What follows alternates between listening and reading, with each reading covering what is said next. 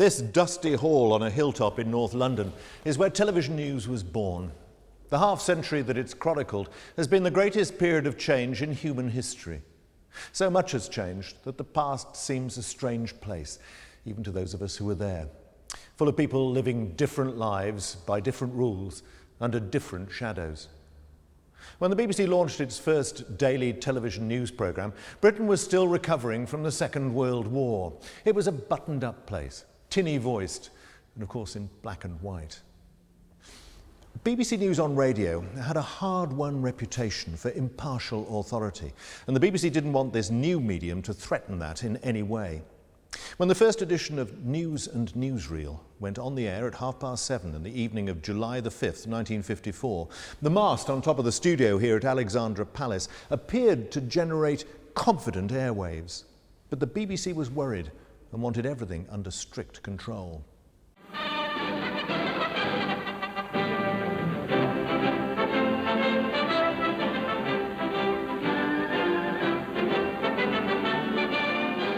The newsreader couldn't appear in case some facial twitch might suggest that he had views. Here is an illustrated summary of the news. It'll be followed by the latest film of events and happenings at home and abroad. The truce talks in Indochina went on today. They had begun yesterday when the French Union and Viet Minh representatives agreed on the subjects to be discussed. It is in a neutral zone here at Trung Ja that the talks are being held. They concern the regrouping. It was basically illustrated radio. This picture, received by wire, shows civilian refugees leaving one of the big towns in the southern Red River Delta when the French withdrew last week. The new French defense line is shown here in black. After the rebel occupation of John Snagg, a trusted plummy voice from radio, delivered a series of short lectures on world events.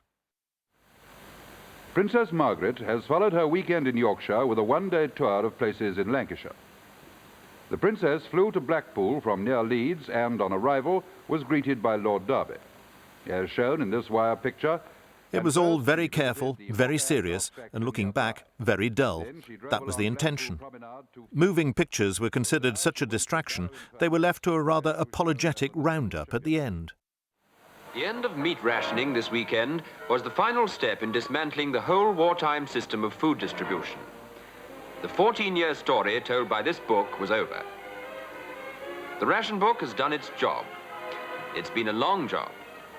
Indeed, children up to school-leaving age have never known life without the ration book.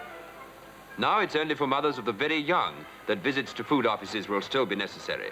Those who want to draw welfare food, such as dried milk, orange juice and cod liver oil.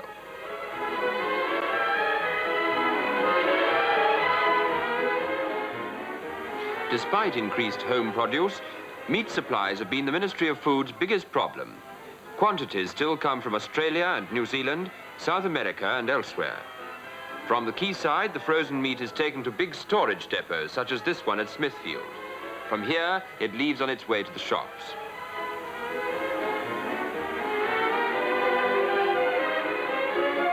And lastly, the housewife's view, as given to our reporter, Godfrey Talbot. Now we have a representative of all those who, at the weekend, go into the butcher's shop and actually buy the meat. The housewives and all those who do the shopping for the family. We've got one of them here, Miss Warren from Herne Hill, who does shop for a family every week. Now, what difference is this decontrolling going to mean in your shopping life? Well, the main feature of de-rationing is the advantage of going into any shop I want to go into, being able to buy meat just as I want it, and if I happen to be entertaining at a moment's notice, such an advantage to dash into a shop and buy an extra steak or chop.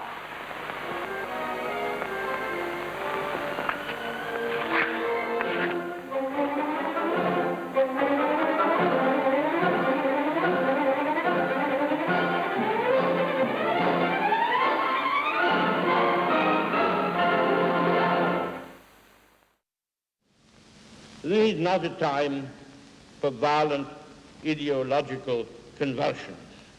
Sir Winston Churchill, the great war leader, was back as Prime Minister, and in 1954, BBC News filmed his party conference for the first time. Churchill was old now. His successor, Sir Anthony Eden, had gone grey, waiting for him to go. But Churchill still felt the fate of the world was in his hands. I have good hopes that if the free nations persevere soberly and patiently together, we may yet rescue the future of mankind. I thank you very much for your time. But time was catching up with him. His 80th birthday was major news. On behalf of both Houses of Parliament, Prime Minister, I ask you to accept this portrait. Parliament gathered to mark his birthday with a portrait by Graham Sutherland. He hated it. He hated the idea of leaving power even more. I am now nearing the end of my journey. I hope I still have some services to render. However that may be, and whatever may befall, I am sure I shall never forget the emotions of this day, or be able fully to express my gratitude to those colleagues and companions with whom I have lived my life for this wonderful honor they have done me.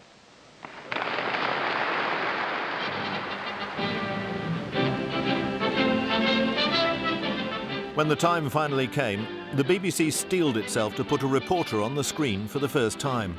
The honour fell to the trustworthy, deferential parliamentary correspondent, E.R. Thompson. The following announcement was issued from Buckingham Palace soon after 11:30 this morning. The Queen received the Right Honourable Sir Anthony Eden, MP, in audience this morning and offered him the post of Prime Minister and First Lord of the Treasury. Sir Anthony Eden accepted Her Majesty's offer and kissed hands upon his appointment. Well, that's the end of the announcement from Buckingham Palace. And now we're going to show you film of some of the main stages in this great day for Sir Anthony. From his home in Carlton Gardens, just before 11 o'clock this morning, Sir Anthony came out in morning dress. Photographers and cameramen were there to catch the Foreign Secretary's famous smile and to record the last journey Sir Anthony was to make as Foreign Secretary only, for he was now travelling the short distance via the Mall to Buckingham Palace. Her Majesty had summoned Sir Anthony to an audience. Sir Anthony was in the palace for 40 minutes before a small crowd watched him drive away as Prime Minister and First Lord of the Treasury. The crowd gave a big reception to the new Prime Minister as he walked towards the car that was to take him home to lunch. After so long in the wings, Eden's premiership was short and disastrous.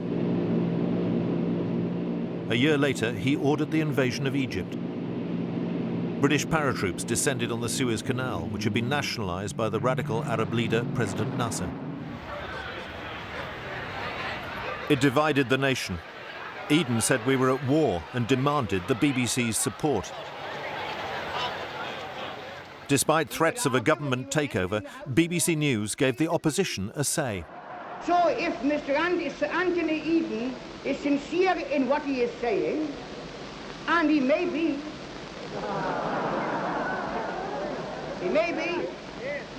then if he is sincere in what he is saying, then he is too stupid to be a Prime Minister.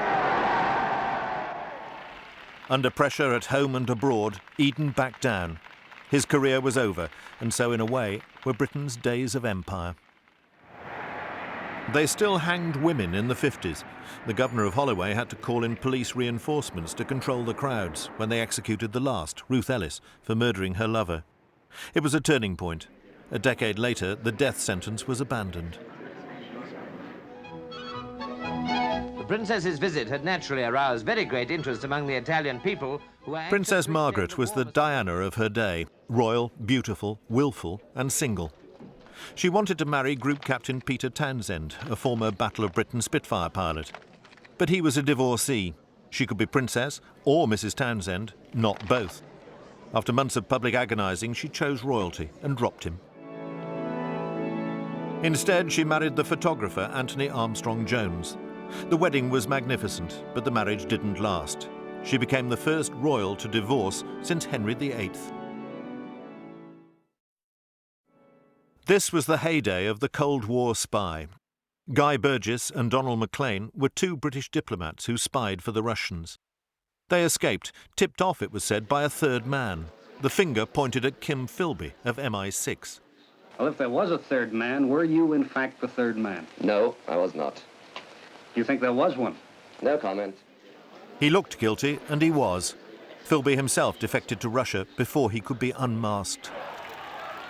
Behind the Iron Curtain, the wider Soviet Empire was restless. The Hungarian uprising in 1956 was the first foreign story British viewers were able to follow night after night.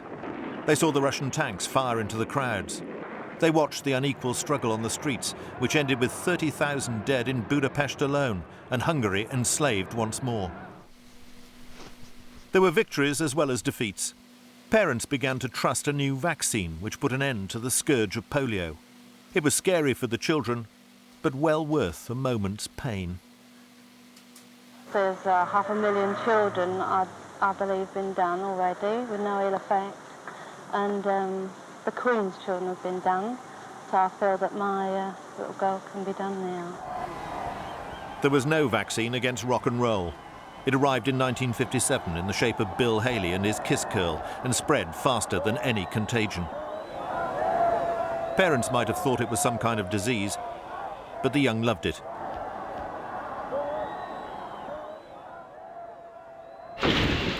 Housing was the big issue of a decade which saw the biggest slum clearance in history. The government ordered whole districts be pulled down. 100,000 people a year were rehoused, but there were always more. This is a block of privately owned flats in the twilight slum clearance area of Hackney. Tin baths, outside lavatories, housewives who use electric light all day long. Damp, dark and vermin are unremitting enemies. 7 million households had no bath at the start of the 60s. 3 million didn't have their own lavatory. He asked me where the bathroom was. I said hanging over the balcony on the railings. How many of you use that bath? 4 of us, and then I lend it to other people as well. So everyone here has to use a Near tin enough, bath? yes, that's of the bath. British football's finest club side, Manchester United, died in a newsflash. The Munich air crash. Of the crew of 6 and 38 passengers, 23 are known to have survived. A short time ago, British European Airways issued a list of identified dead. It includes the following names previously reported as unaccounted for. Curry, the Manchester United trainer, and Wally, their coach, and the following players: Byrne, Coleman, Jones and Whelan. The aircraft was a twin-engined Elizabethan on charter from BEA. It was returning from Belgrade, where Manchester United had entered the semi-final of the European Cup. It had reached Munich and was just taking off for home in poor weather when the crash came at 3 o'clock. Well, it all happened this afternoon in the gathering dusk and amid slow flurries when this BEA Elizabethan, which had been chartered by Manchester United to bring home from a match in Belgrade the members of that famous team, it seems that the BBC was still getting to grips with late pictures and breaking news.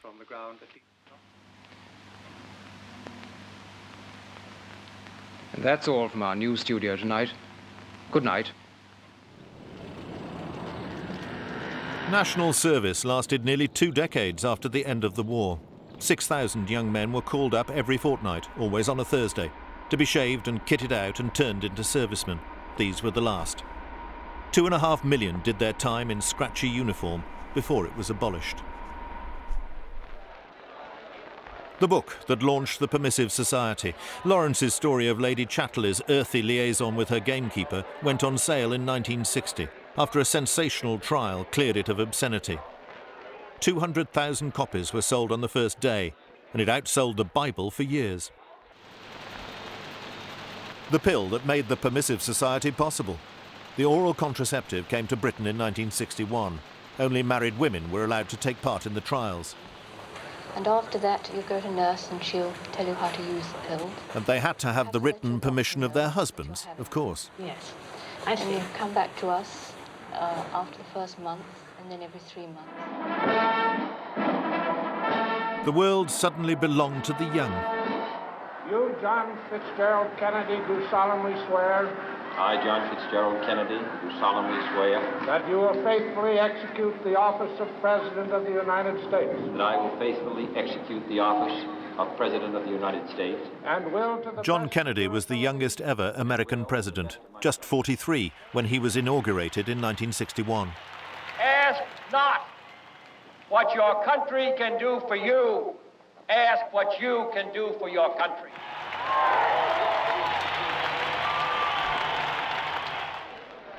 When he met the Russian leader Nikita Khrushchev in Vienna, it was a study in contrasts. The young idealist and the old Communist Party boss. They looked friendly, but Khrushchev thought Kennedy's inexperience was a weakness. It became a battle of wills. America backed an invasion of Cuba, but the landings at the Bay of Pigs were a disaster. Moscow sent nuclear missiles to Cuba and brought the world to the edge of nuclear war. President Kennedy took a huge risk. He put Cuba under tight blockade and threatened Moscow with annihilation if Cuban missiles were fired at America. With American bombers on high alert, Russia backed down, dismantled the missiles and shipped them home. The Russians may have lost out over Cuba, but they won the race into space. Major Gagarin orbited the Earth for the first time in 1961. His feat stung the Americans into an immediate response. 5, 4, 3, 2, 1, 0, ignition, liftoff. The MA-6 vehicle has lifted off. John Glenn circled the Earth 3 times at more than 17,000 miles an hour. Roger, all systems go, 7. Roger, 0G, and I feel fine. Capsule is turning around. Oh, that view is tremendous. The BBC's Robert Key spoke of an achievement all the world could share. The act of observing something, it said, changes what is observed. It's this which makes Glenn's flight neither greater nor lesser than that of either of the 2 Russian astronauts, but different. Not only at Cape Canaveral, but all over the world, people were personally involved for the first time while it happened, as a man, in this man's own typical words, took the dare of the future, setting out on a journey that was to take him through 3 dawns and 3 sunsets, from Tuesday into Wednesday and back again into Tuesday, in about 1/6 of the time we call our day. On Earth in 1961, justice finally caught up with one of the greatest criminals of the age. Adolf Eichmann, bureaucrat of the Holocaust, was put on trial in Israel after being kidnapped from Argentina. After a long televised hearing, he was found guilty on 15 counts of crimes against humanity and hanged.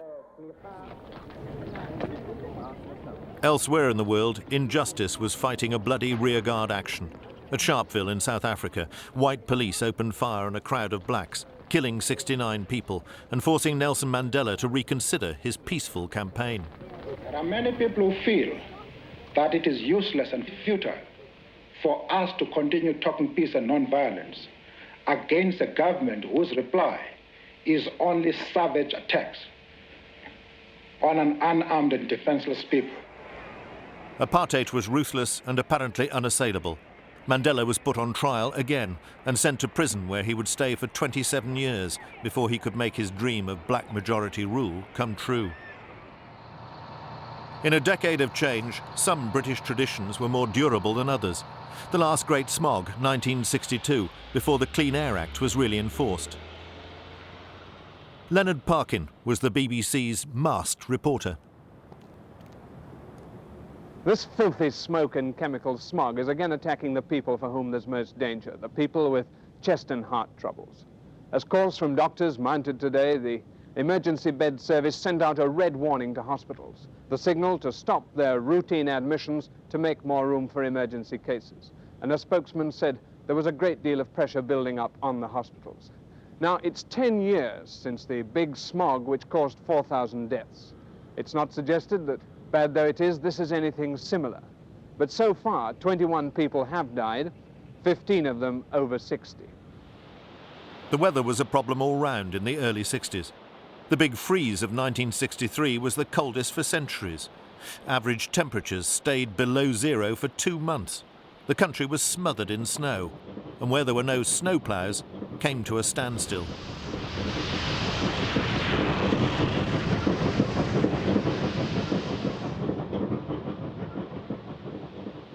Worse, the vegetables froze in the ground and couldn't be harvested.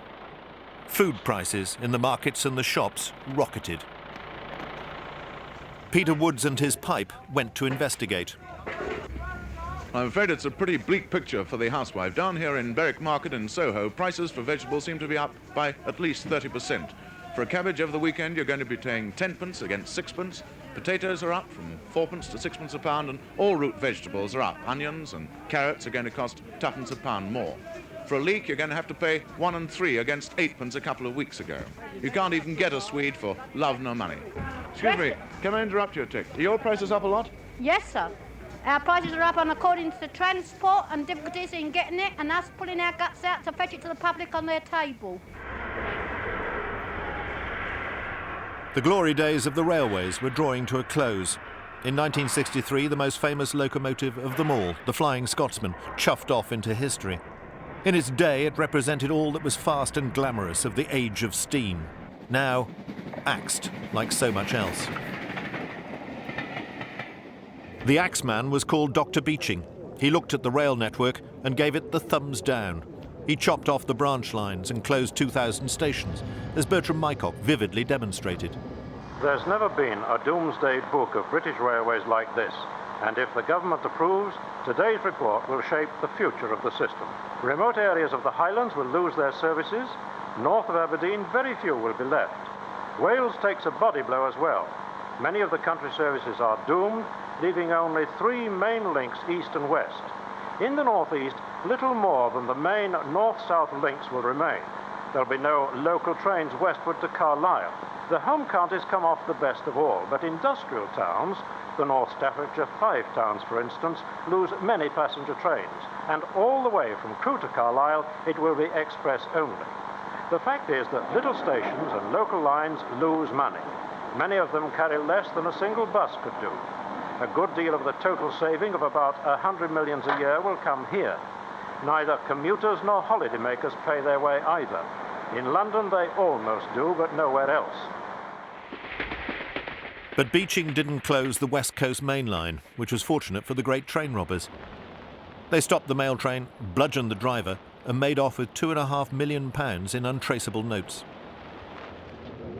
The police found the farm where the gang had been hiding. The crime had been brilliantly planned, but the criminals were caught and served long sentences. Several, particularly Ronnie Biggs, who escaped to Brazil, became heroes of a kind in a world of increasing moral ambiguity. That ambiguity was most clearly illustrated by the great political scandal of the day. The Prime Minister by now was Harold Macmillan, a man who seemed to embody the virtues of a bygone age.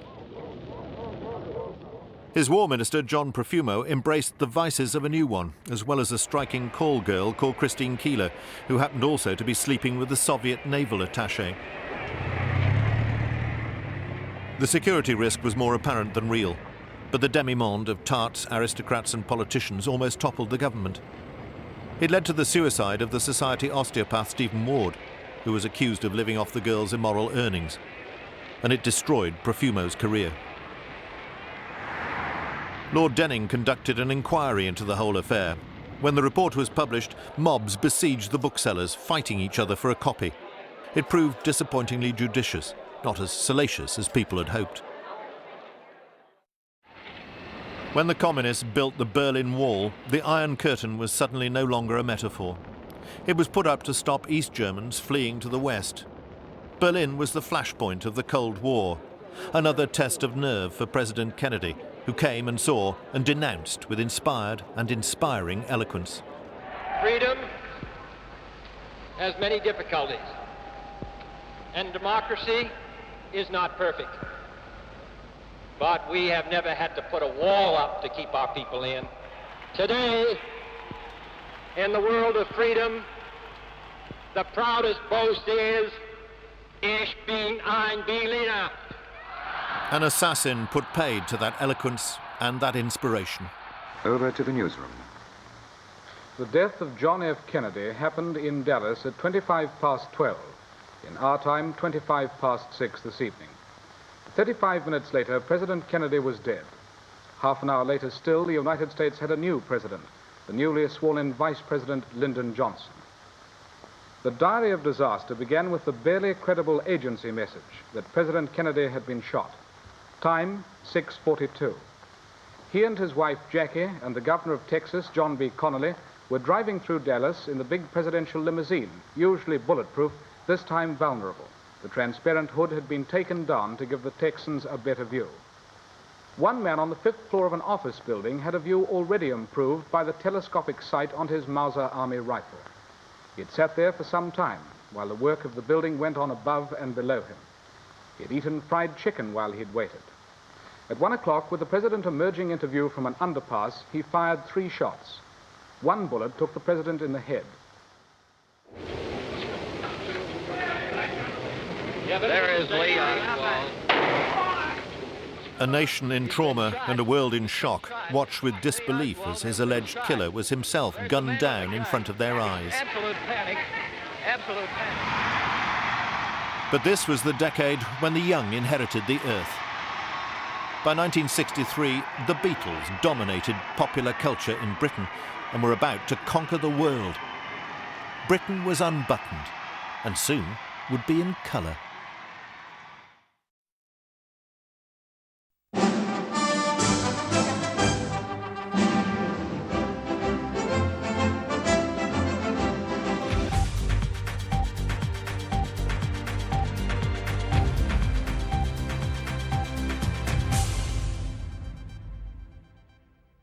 The 60s were packed with news, wars, riots, politicians rising and falling.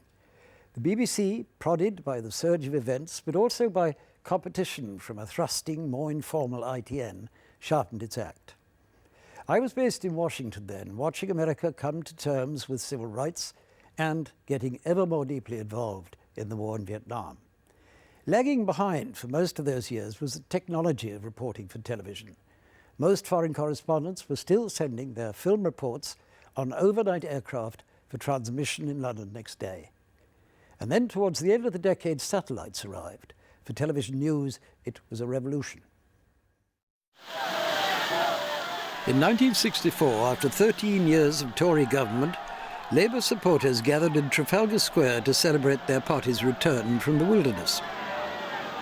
Harold Wilson had won the election with a promise to use the white heat of technology to boost British prosperity.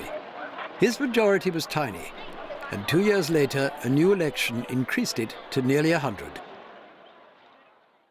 I believe we all have a clear duty now to work together in partnership, British government and British people, to solve the problems that are still before us.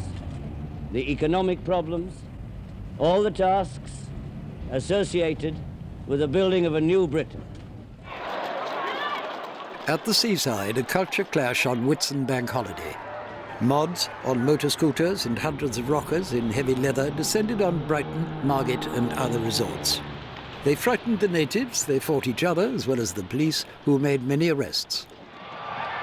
The BBC's Cathal O'Shannon talked to one of them. Were you and your friends mods or rockers? Well, we're mods when we're dressed up, you know. Mods! What caused all this trouble yesterday? Boredom. On whose part? Well, on both. What happened? Well, there was lots of things, you know. They started, you know what rockers are like, don't you? Well, I don't know. You tell me. Well, they, you know, their motorbikes. They started bashing into the scooters and knocking our motors. In clashes abroad, British troops in Cyprus struggled to keep the peace between Greeks and Turks. It was a story that ran for decades. Peter Wood was there. A rooftop in Nicosia on a fine Saturday morning, peaceful enough, but for one reason only. That, the British rifle. For 44 days now, it's kept a perilous sort of peace in Cyprus without ever being fired. In the 50s, British troops had been the target of Yoka, the militant spearhead of the Greek independence movement. Now they were peacekeepers. That 44-day pause in fighting hadn't lasted long. At the front line for the BBC, Peter Stewart. firing has been going on here at Gazivaran, you can hear it round me now, for about 14 hours. And Greek Cypriot security forces of President Makarios's government have brought up to fire on this village the rocket launcher that you can see behind me. And behind the rocket launcher is a ferret armoured car of the Greek security forces. There are 750 Turkish Cypriots in Gazivaran, and when I was there 4 or 5 days ago, they had a Sterling light machine gun and 15 or 16 shotguns. Holding a white handkerchief, we're off a crowd of journalists from all over the world on a different track on the other side of this field from the Truce Force. We're going to try to get into Gazivaran. It looks as though they're not going to fire at the moment. I, Lyndon Baines Johnson, do solemnly swear that you will faithfully execute. In America, the inauguration of President Lyndon Johnson. He'd held the job for more than a year, ever since John F. Kennedy was assassinated. Now Johnson was in power in his own right, armed with a solid majority. Johnson had already launched many social reforms, but his programs would soon be undermined by the war in Vietnam. Reporting from the south, Dan Kunian. I'm in a bunker at Canek Fort in central South Vietnam. Only a few hours ago, in the early hours of yesterday morning, this camp was attacked by 2 battalions of Viet Cong. That's a considerable strength for fighting around this area. They were beaten off and they had heavy losses, but you can see the results of the battle here. The bodies are all round, they haven't had time to get them away yet. This is a pretty good example of the kind of vicious fighting that's happening in small packets right through South Vietnam at this moment. The South Vietnamese were doing most of the fighting, but already American aircraft were bombing the communist north and American ground troops were dying in battle. By the end of 1965, America had 184,000 troops in Vietnam, and 1,100 had been killed. For Martin Bell, Vietnam was the first of many foreign wars. While Lyndon Johnson confers with his advisors, a reconnaissance platoon of the 25th American Infantry is sweating it out on the Cambodian border. And the prospect for both of them is very much the same. A bitter, continuing war with no immediate sign of an early end to it. It's heavy artillery support for the Americans, and because of this, they're not immediately likely to lose out here. But on the other hand, they'll find it very difficult to win. The reason for this is the nature of the country they're fighting in. There was rioting in Watts, part of Los Angeles, in the summer of 1965. Block after block was devastated as angry blacks set fire to their own district. In 1/4 mile stretch of shots, 37 buildings have been completely destroyed. The rest can probably be rebuilt. A few buildings were not touched. These are Negro-owned and have hastily scrawled signs on them saying, "Owned by Blood Brother." White America wondered why. So did I. The answer I got came in 2 words from the heart of the ghetto: police brutality. They talk about police brutality in these terms. They push us around. They arrest us for nothing. They call us niggers. They say we stink. They insult our women. We've had this for years, as long as we can remember. And the point simply came when somebody decided he wouldn't take it anymore. Television news went to Buckingham Palace, where 4 icons of anti-establishment Britain had accepted invitations to join the Order of the British Empire. What did your wife say when she knew you had it? She said, oh. Just like this? Because she didn't have a clue what it was either, but she's pleased. You know? I tried to get her one, but she couldn't. What do you really think, deep down, about getting this award? I think it's great. I've never had any awards. Most people approved. Some existing members of the order objected to the Beatles and returned their own medals in protest. In India, the death of Jawaharlal Nehru, Prime Minister of the largest democracy in the world. Millions came to his funeral. Nehru had preserved India as a secular state. His failure, never coming to terms with the existence of Pakistan. Since India's also accused Pakistan of thrusting across the border in Kashmir as well, the most sensitive of trouble spots, it's not surprising there's talk about the brink of war. The two nations have solved bitter quarrels before, though, and may this time too. Incidentally, Pakistan says India has moved an armoured division to near the Punjab border northwest of Delhi. Ivor Jones reporting on the war between India and Pakistan in 1964. At home, Winston Churchill paid his last visit to the House of Commons. Now nearly 90 and very frail, he'd been a member for more than 60 years. Only a few months later, Churchill died. The coffin being borne now down the long gangway. It's high tide on the Thames. The river is almost still as the Earl Marshal leads the coffin forward. The man many regarded as the greatest Englishman of the 20th century was given a state funeral. Behind us, the trees and the grass. Richard Dimbleby was the commentator at the BBC's live broadcast. I was very grieved indeed, as I feel so many of my generation will be. His inspiration is to us during the whole of the war, I think, was the thing that kept us going. You'll never be anybody like him. He's the greatest Englishman, there's no doubt about that. From some of the speeches he's made, and through what he did for the world, it's apparent that otherwise Germany might have overrun all the world. In London's East End, crowds gathered for a glimpse of a pair of celebrated twins, the Krays. After a court had acquitted them of running a protection racket, they spoke to Tom Mangold. How much has this trial cost you? It's cost us roughly £8,000. And how do you feel about that? I don't suppose anyone likes the idea of spending that money for no reason at all, you know.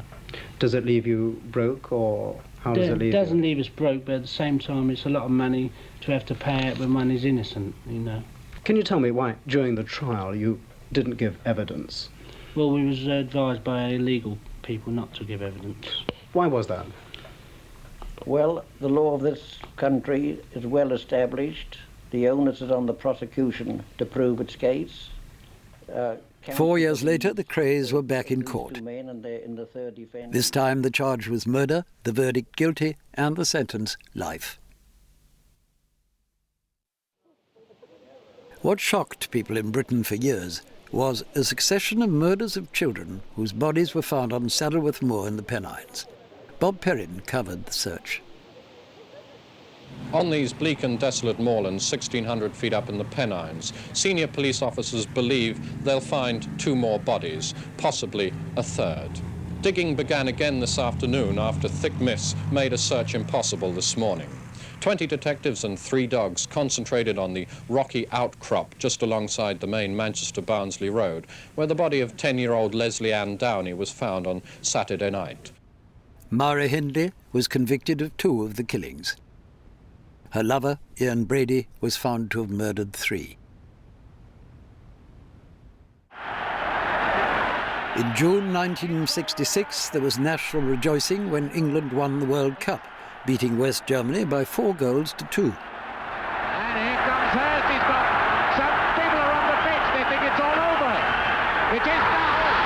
It's 4. England are the world champions. Bobby Moore was captain. It was England's first victory since the tournament started in 1930. The star was Geoff Hurst, who scored 3 of the goals. The South Wales disaster. It's now feared that nearly 200 lives were lost when the coal tip at Aberfan near Merthyr Tydfil slid forward today. It engulfed an infant school and a row of houses. The 64-year-old headmistress of the school has just been brought out alive. For the latest news, over to Cardiff. 2 days of heavy rain started the tip moving towards the school. A full-scale emergency has been declared and the school has been sealed off. The school was struck by the landslide just after morning prayers. The children should have begun their half-term holiday this afternoon. Hundreds of men, miners, parents, villagers searched the rubble. Among the dead was a teacher found holding the bodies of 5 children in his arms. That night, Brian Hoey reported in a live outside broadcast. The grim total is going to be almost 200, all dead. but so far only 21 bodies have been brought out.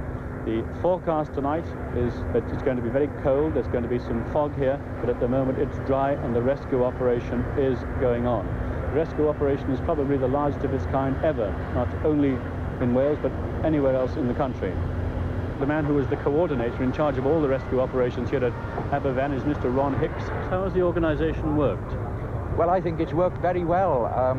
This is a tremendous disaster. This is a long-term thing. It's a moving mountain, and the normal methods of rescue don't apply. The final death toll was 116 children and 28 adults. In the Lake District, a BBC News cameraman, Peter Beggin, filmed an attempt by Donald Campbell to exceed 300 miles an hour on water. Campbell was wearing a microphone. This is his voice.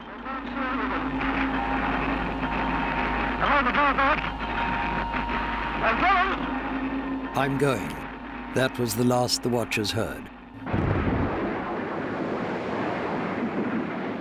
In the search immediately afterwards, neither Campbell's body nor his boat, the Bluebird, was recovered. In the Middle East, during a pre-independence riot in Aden, 24 British soldiers were shot and killed by local Arab police and security forces. Mike Blakey visited their graves. Second Lieutenant Young died 20th of June 1967. Private Ferguson died 20th of June 1967. Private Moores died 20th of June 1967. Private Hunter died 20th of June 1967. Major Malcolm died 20th of June 1967. Just some of the 24 soldiers who were killed in and around the Battle for Crater, the Arab settlement in the heart of Aden. 24 soldiers, many of whom should have returned to England this week. The last British troops were withdrawn from Aden 4 months later. In 1967, Israel fought a preemptive war against 3 of its hostile Arab neighbors. The war cost Egypt the Sinai Desert and Gaza, Jordan its West Bank, and Syria lost the Golan Heights. Martin Bell was there. This was the furthest that any neutral observers had penetrated to the front line. 45 miles from Israeli soil, and the Israelis themselves were still advancing, their troops and trucks moving forward to positions last occupied some 11 years ago. The Egyptians left their shattered tanks strewn on the desert. The shells have been falling on the hillside all morning after an Israeli response to a Syrian attack. This is the border country between the two nations, now erupting into war in this present phase of hostilities. Israel had attacked first, destroying the entire Egyptian Air Force. The war ended in 6 days when Israeli troops were advancing on all 3 Arab capitals. A marriage was arranged between Chi-Chi, the star of London's Zoo, and Annan, a putative mate in Moscow. Dr. Morris, when's this Moscow honeymoon likely to take place then? Very soon, because Annan is in the mood at the moment, and he'll only be in the mood until the beginning of May. What are the chances that they won't like each other? Very slight, I should think. Chi-Chi here is extremely sex-starved, and Annan seemed a very friendly animal, so my hopes are high. Don't you want to go to Moscow? Hey, don't you want to go me down? Sadly, the union wasn't consummated. Chi-Chi and Annan snarled and scratched one another, and the bride returned to London intact and unsatisfied. The Duke and Duchess of Windsor on a rare visit to Britain via New York. It was only their 3rd since his abdication 30 years before. They came for the unveiling of a plaque for the late Queen Mary.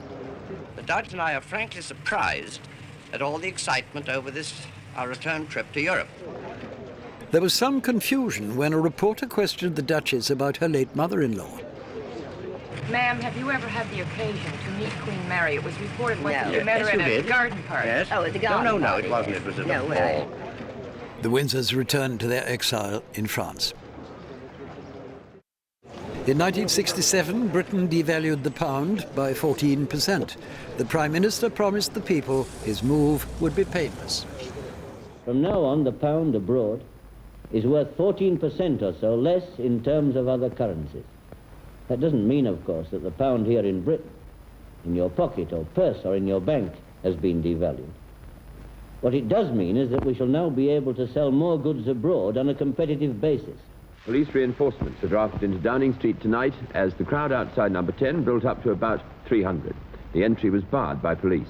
There were boos as the Chancellor, Mr. Callaghan, left his home next door. Mr. Callaghan, BBC and ITN, hearing you say...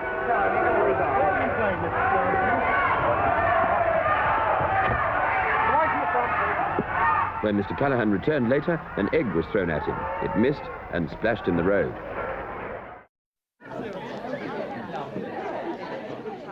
At BBC headquarters in Shepherd's Bush, a gathering of the great, the good and the beautiful to celebrate the coming to Britain of colour TV.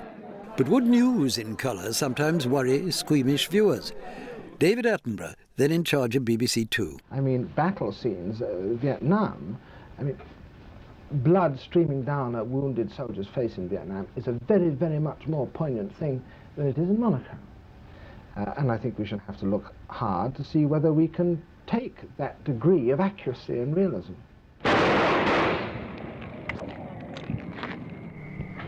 BBC reporter Tom Mangold in South Vietnam. This is Cho Lon on Sunday morning, 9 o'clock, and the battle with the Viet Cong has been going on for about 2 or 3 hours now. How many are trapped at the end of the street, it's impossible to say. I've seen 2 wounded men carried along the street in the last 5 minutes, but I don't even know whether they're Americans, ARVN or Viet Cong. The action began when 2 policemen were killed just by the side of me here this morning. Within a short time, I think about an hour later, a company of ARVN had moved in. Now, there are about 30 Viet Cong at the end of the street there. 2 prisoners have been taken. 1 Viet Cong woman has been killed. There have been several wounded taken by the ARVN so far. I've counted at least 5. And how long the action is going to continue, nobody can say. By 1968, demonstrations against the Vietnam War were spreading across the world. One of the biggest was in London's Grosvenor Square, outside the American Embassy. The struggling was tough. Smoke bombs, flower bombs, red paint and fireworks followed. Some demonstrators came away with blood streaming from their faces.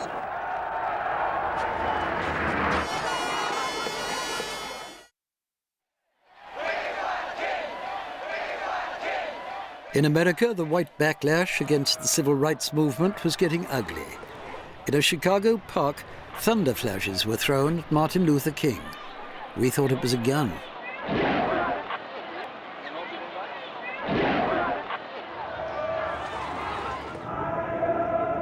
Martin Luther King had a premonition of his death. He was shot and killed in Tennessee. I reported at his funeral. It's a long time since white America has seen the black America of Martin Luther King.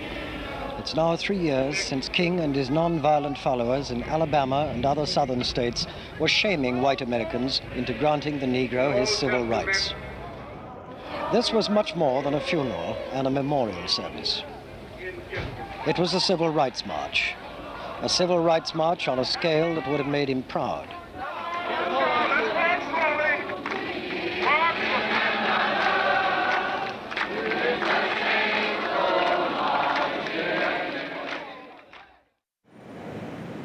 Britain, too, was divided over race. This country had been recruiting blacks from the Caribbean to work on the railways and in hospitals since the 1950s. There was opposition from some of the unions on the left, and on the right from an influential former minister, Enoch Powell.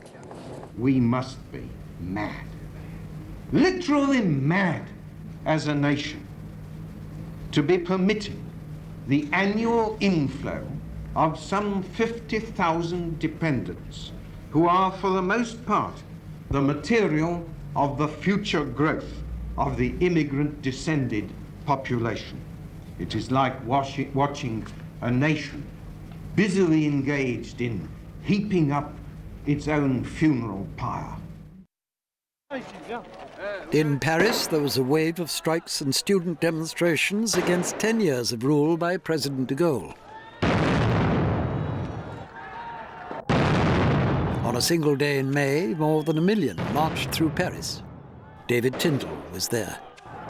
The riot police were extremely fierce, often vicious. Once provoked, they didn't appear to differentiate between obviously innocent bystanders suddenly trapped in the melee and students in revolt. They waded in with rifle butts.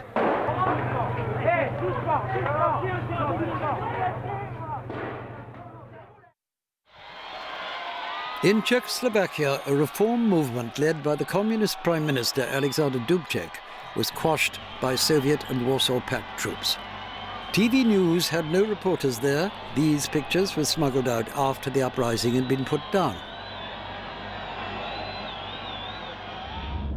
After 5 days, Mike Blakey and a BBC camera crew crossed into Czechoslovakia from Germany.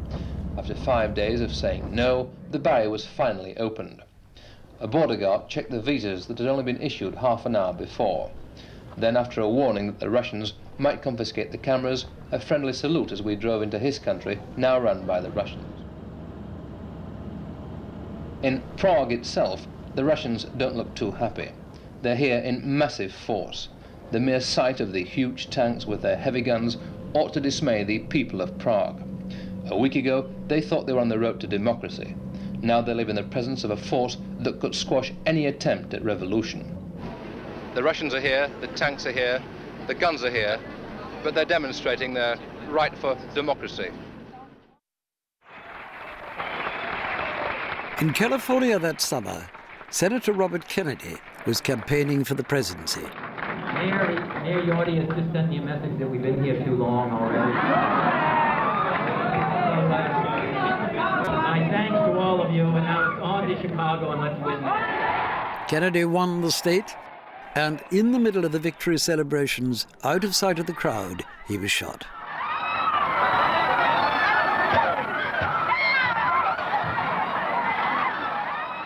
Kennedy was heading for the Democratic Party nomination. He was the only candidate whose appeal crossed racial lines. If he'd lived, he might well have been elected president.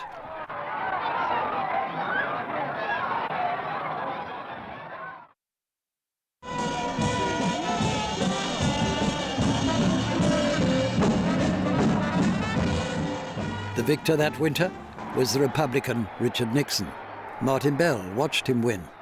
The president-elect was acclaimed most enthusiastically, of course, by the Republicans who worked for him. They applauded loud and long at his victory appearance in the headquarters hotel. It was something that they and he and the whole of the traveling Nixon clan had waited a full 8 years for. I'm sure that he's going to be the best that's ever sat in the White House. I have all my confidence in him. In space, 1969 was a triumphant year for America. I'm going to step off the limb now. That's one small step for man, one giant leap for mankind. The whole world watched as astronaut Neil Armstrong left his footprints on the moon. The Queen has asked me to form the next government, and I am indeed proud to accept. To govern is to serve. Ted Heath replaced Harold Wilson at number 10 at the general election in 1970. All the people, the whole nation. It was Heath who had secured French agreement to Britain's entry into the common market. It was actually a double celebration for these British residents in the community's capital. Officially, we became members at midnight local time. It was the end of the 10-bob note, the shilling and the sixpence.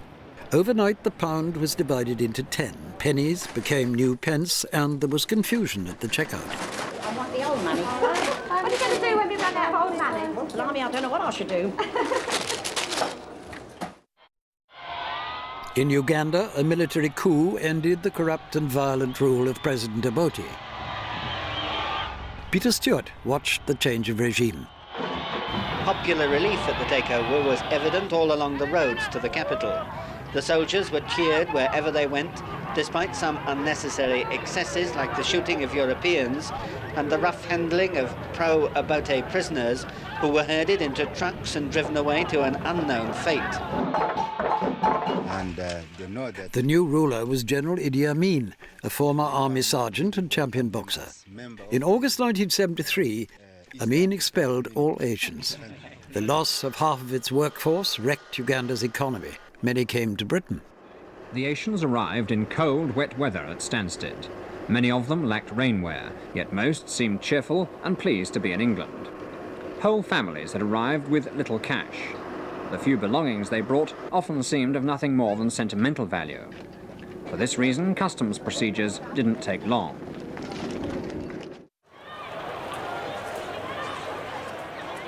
In Northern Ireland, Catholics staged a mass protest against internment without trial. What happened that day in Londonderry was to reverberate over the years. John Bierman was there for BBC News. The scene inside Catholic Bogside was as much a battlefield as anything I've witnessed for some years.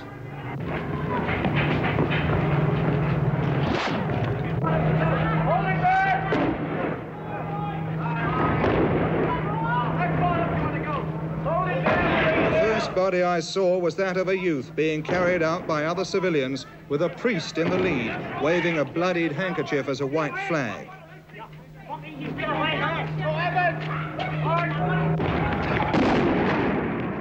By the end of what became known as Bloody Sunday, 13 civilians had been killed and 17 wounded, one of whom died later in hospital.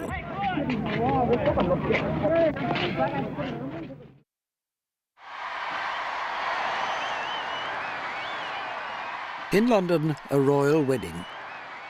23-year-old Princess Anne married Mark Phillips, a lieutenant in the Queen's Dragoon Guards.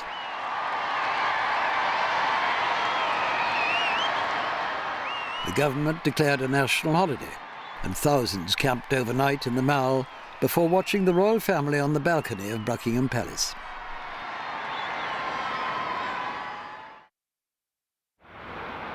In Washington, a break-in at the Watergate Hotel was found to involve 5 men in the pay of the committee to re-elect President Nixon. The burglars' target was the office of the chairman of the Democratic Party. The story was to make the names of 2 young local reporters from the Washington Post, Bob Woodward and Carl Bernstein. John Humphreys went to see them.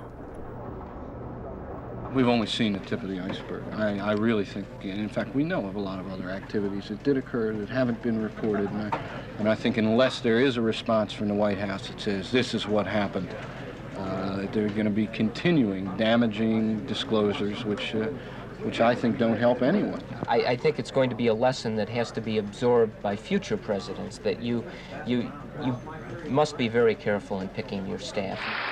But it wasn't just the staff that proved to be guilty. It was Nixon himself who was found by a committee of Congress to have masterminded a cover-up. Facing impeachment and possible imprisonment, Nixon resigned.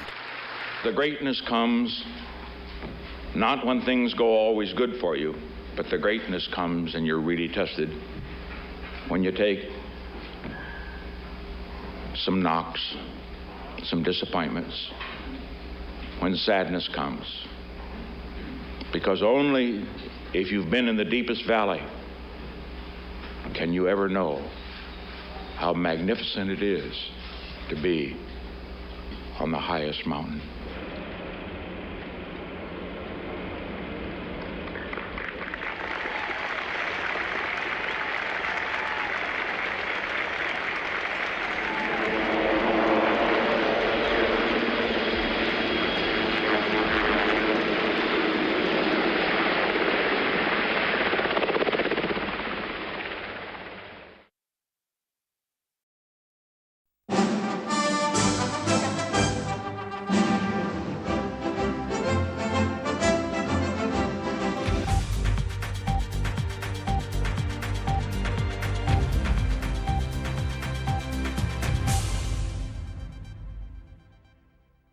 Television news is an imperfect but vivid encounter with the events of the day.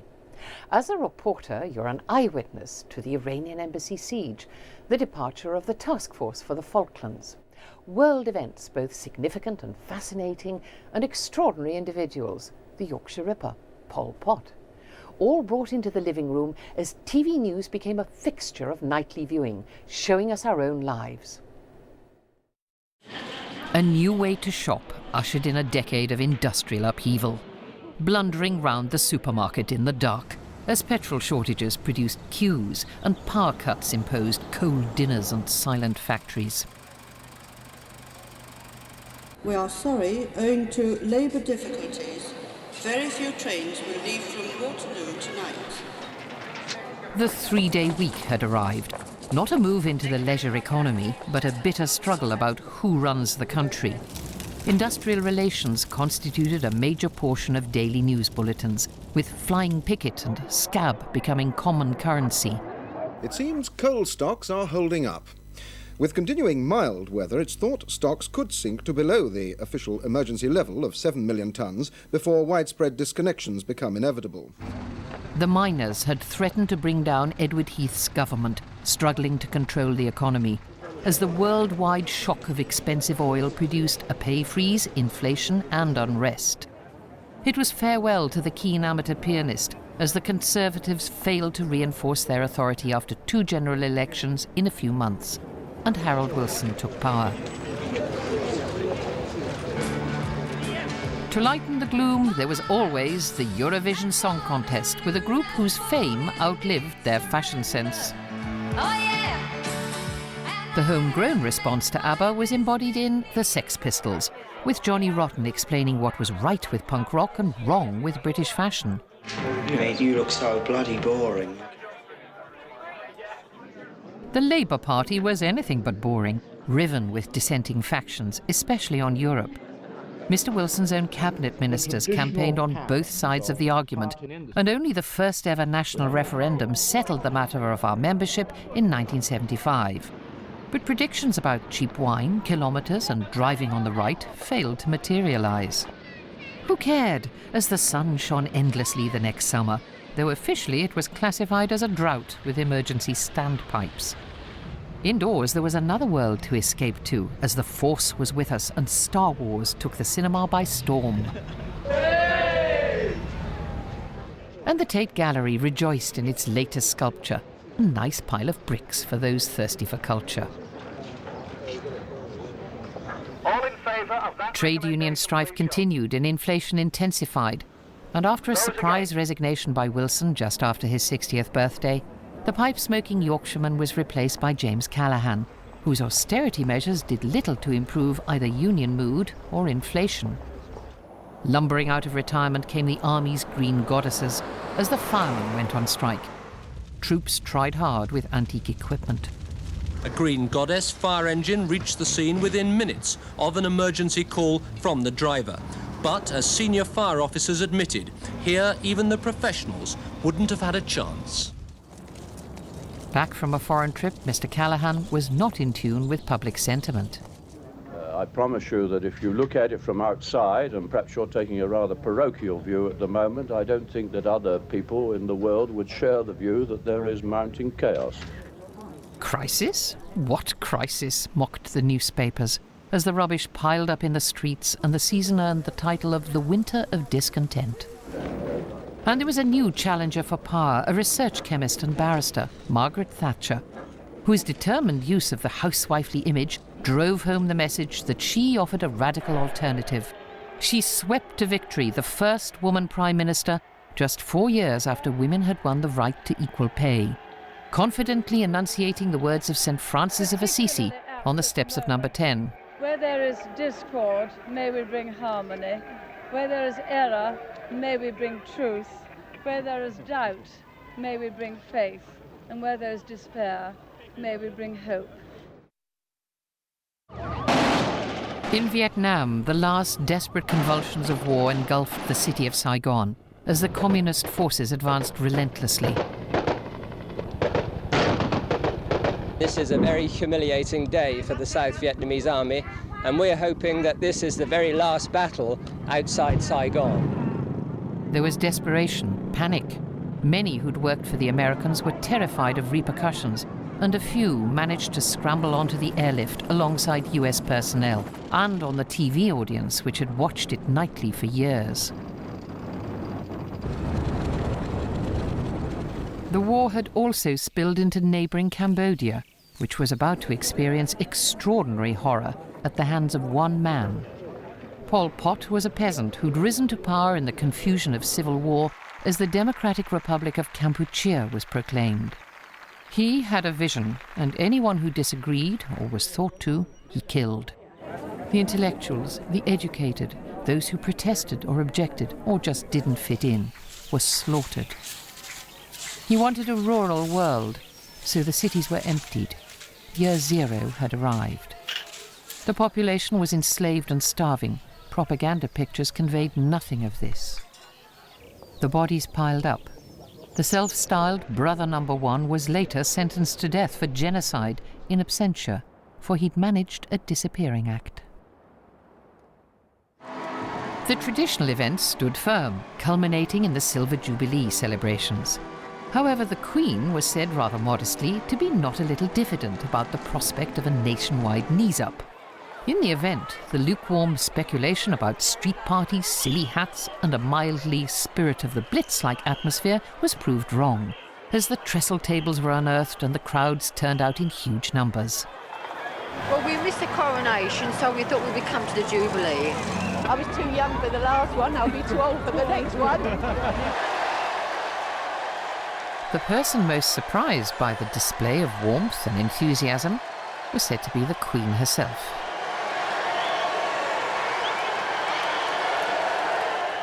Tuesday, July the 15th, a day that belongs to the Queen Mother as the nation prepares for her 80th birthday. More coaches and crowds and interesting royal millinery, with the royal family still enjoying relatively uncritical coverage, and the Queen Mother's birthday pasting itself into the national calendar for many years to come.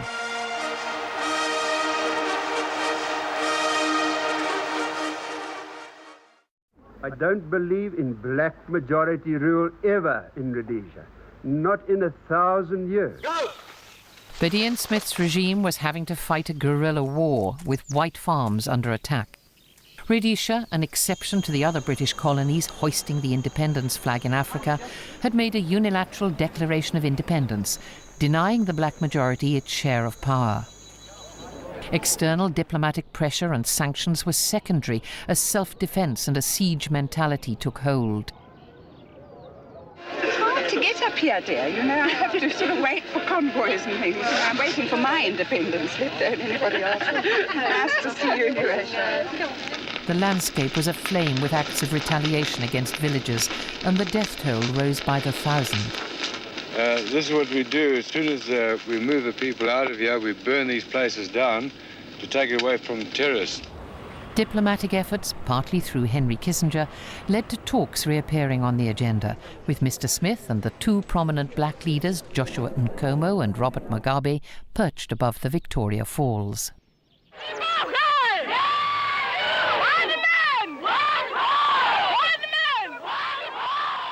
The demand for one man, one vote grew. Diplomacy and fighting continued, and eventually there was an agreement which addressed the fundamental distribution of power.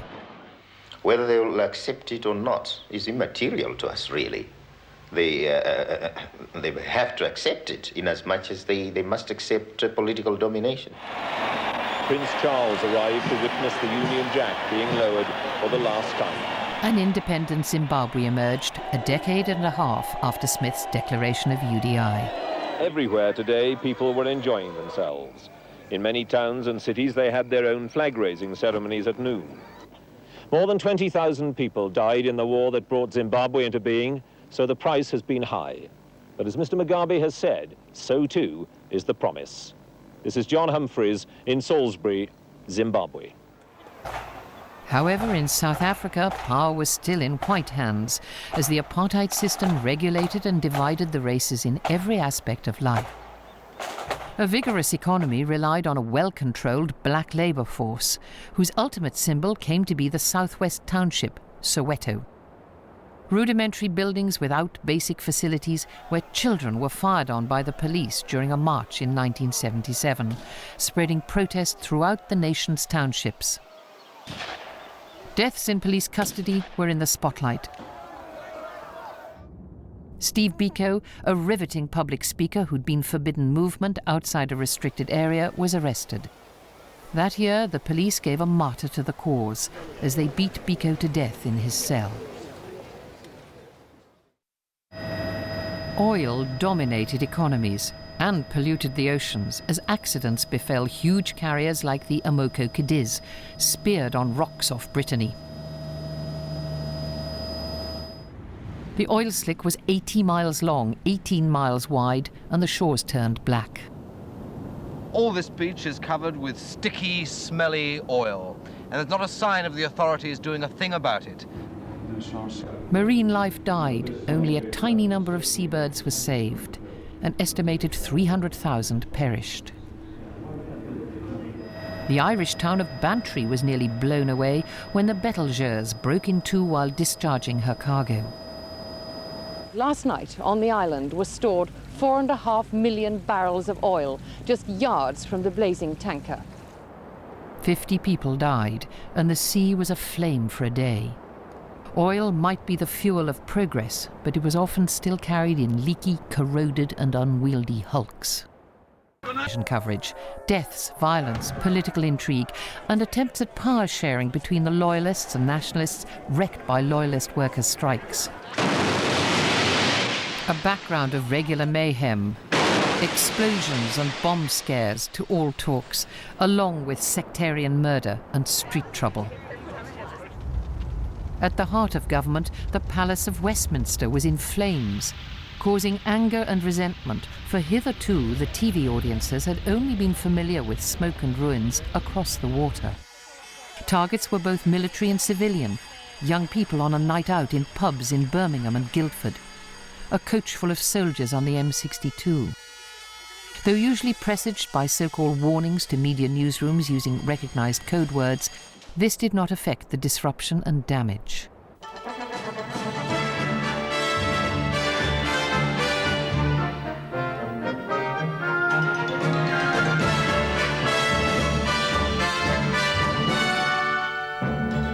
The IRA bombers returned to London. At Hyde Park, 2 soldiers dead. The guards were just standing there, bewildered, just shouting, "Bastards, the bastards." And at Regent's Park, another 6 soldiers dead, more were injured, many of them civilians. One of the worst days of terrorism London has seen. Dead soldiers, dead horses in public parks. But there was little public demand that troops be pulled out or national boundaries redrawn. Instead, terrorism became an element of daily life. And in very British fashion, Sefton, injured in Hyde Park, became a focus for sympathy. Individuals were on the IRA hit list. Airy Neave, a close friend of Margaret Thatcher, blown up as he left the car park beneath the House of Commons. Earl Mountbatten, a grandson of Queen Victoria and former Viceroy of India, killed on a fishing trip in the Republic of Ireland. A state funeral with full honours.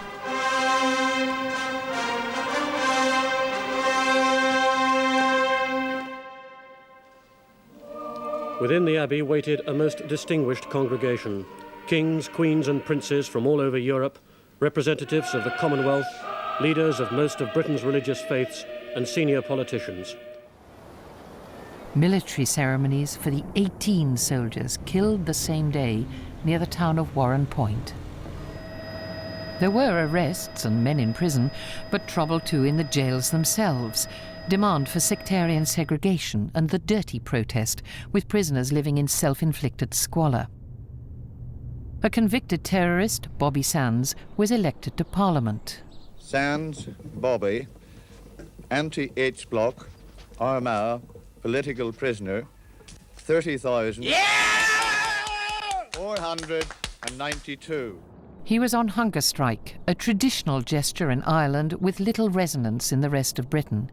He and several other prisoners slowly wasted, but there was no political response. His death, with the provocative mock military display, caused the streets of Belfast to erupt in a massive riot, which altered nothing, and a string of men went to their graves. The passing of icons brings out crowds. News that the king is dead sinks in London. Elvis Presley is no more. Rock and roll, by now universal, had lost its ruler.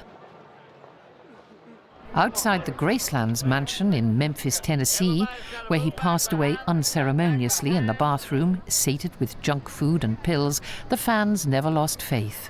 Whether you're black or white, whether you're country, redneck, or freak, young or old, from Moscow, London, or Memphis, Elvis Presley will still be the king of rock and roll to me. He really and truly will. More crowds outside the Dakota Building in New York, disbelieving Beatles fans hearing about John Lennon shot by Mark Chapman. He's not dead. John Lennon can't be dead. They were still here this morning, turning the gates of this old apartment building into a kind of a shrine, where they brought their flowers, their tributes, and, of course, their music. More crowds in Rome, where thousands of the Catholic faithful outside St. Peter's saw a gunman from Turkey fire 4 shots at the Pope. The Pope survived. But most of those who believed in the preachings of the Reverend Jim Jones did not survive a mass suicide and murder at Jonestown in Guyana. 913 members of the American People's Temple religious cult either took poison or were shot. We are fighting because we want to live in peace, but we want to live in a just peace. The Palestinian Voice was gaining authority in the Middle East, though the PLO had been expelled from Jordan and set up their headquarters in the Lebanon. The PLO activists pursued their grievances in the wider world with numerous terrorist incidents, and provoked the Israelis, who added another line to the map, a so-called security zone imposed in southern Lebanon intended to frustrate cross-border attacks. But it wasn't enough, and eventually the bombers went in and the tanks and artillery swept north through the zone to Beirut. Those who shed Jewish blood cannot escape with impunity, and Israel will defend their citizens. The PLO was battered but survived and shifted once again, this time to Tunisia. It was those who remained who took the full force of revenge as the Christian militias let rip in the refugee camps.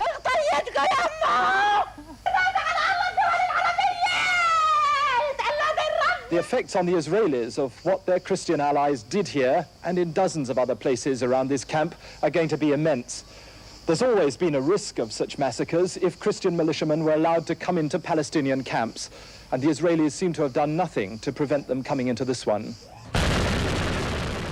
The once elegant Mediterranean city sank to its knees as fundamentalist Palestinian groups such as Hezbollah emerged to fight over the ruins with other Lebanese factions.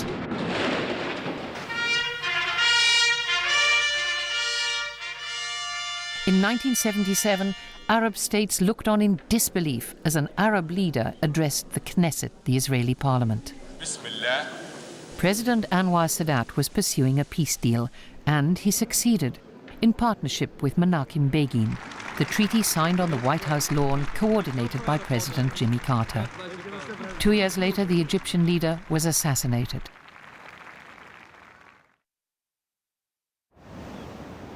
A touch of Victorian terror came to the streets of northern towns in Britain with the activities of the Yorkshire Ripper. A catalogue of murders with mutilations produced fear in the county for 5 years, until the arrest of Peter Sutcliffe, a lorry driver who'd once been a gravedigger.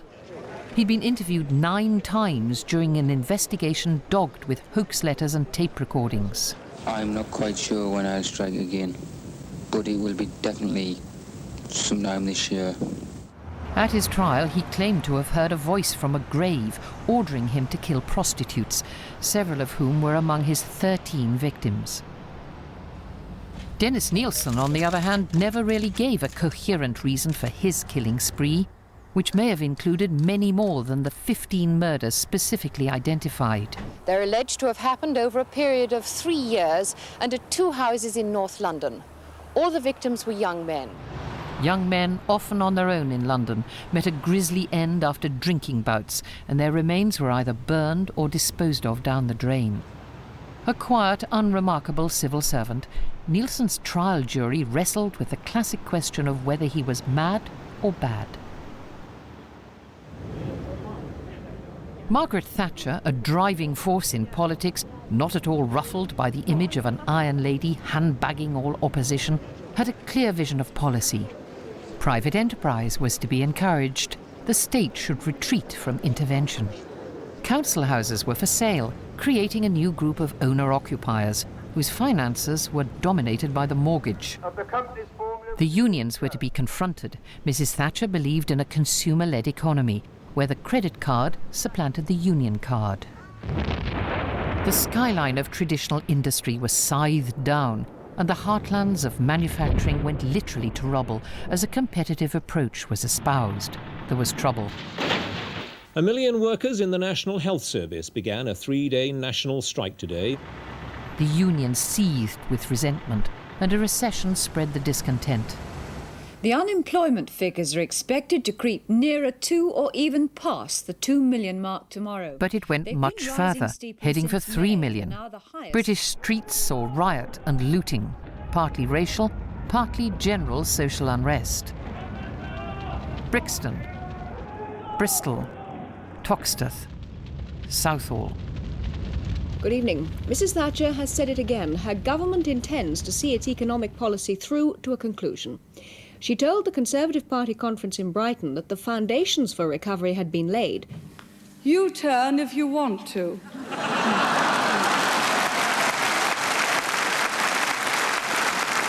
The ladies not for turning.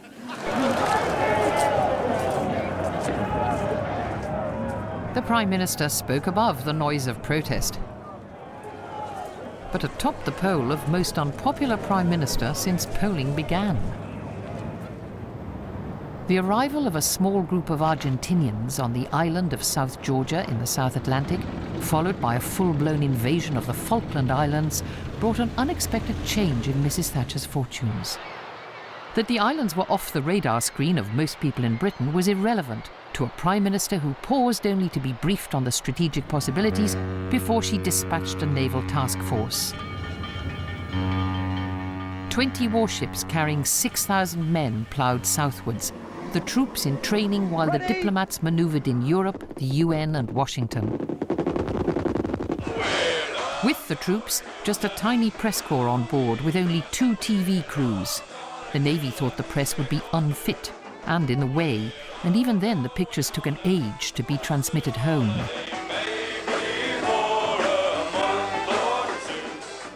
To a bemused world and rather tense public, the Prime Minister appeared as a figure comfortably at home with a risky military operation, never more so than with the retaking of South Georgia. Rejoice at that news and congratulate our forces and the Marines. Are we going Good to night, declare gentlemen. war on...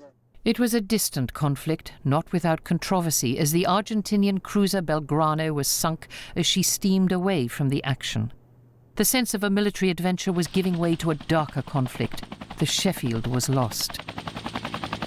HMS Sheffield, a Type 42 destroyer, was attacked and hit late this afternoon by an Argentine missile. The QE2 had been pressed into service and delivered more troops, and the Harriers went into action.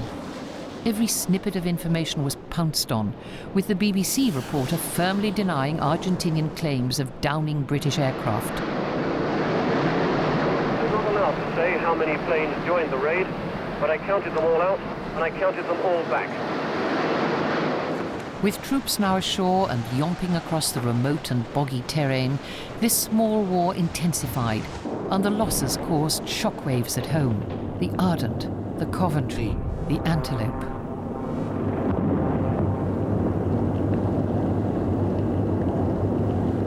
It was difficult to appreciate what was happening. The British heard the names Bluff Cove, Goose Green, Tumbledown, and had little immediate inkling of the close-quarter fighting taking place. Pictures of the Sir Galahad burning with 300 Welsh guards about to disembark brought home the reality of modern warfare. Less than 3 months after the Argentinians had tried to capture what they called the Malvinas, British troops marched into the capital, Port Stanley. With more than 120 British dead and 750 Argentinians, nevertheless, Mrs. Thatcher emerged in a glow of victory, which was to lead to an election triumph. A rapturous welcome awaited the task force on return to Portsmouth, cheers and tears, and several babies born in their father's absence.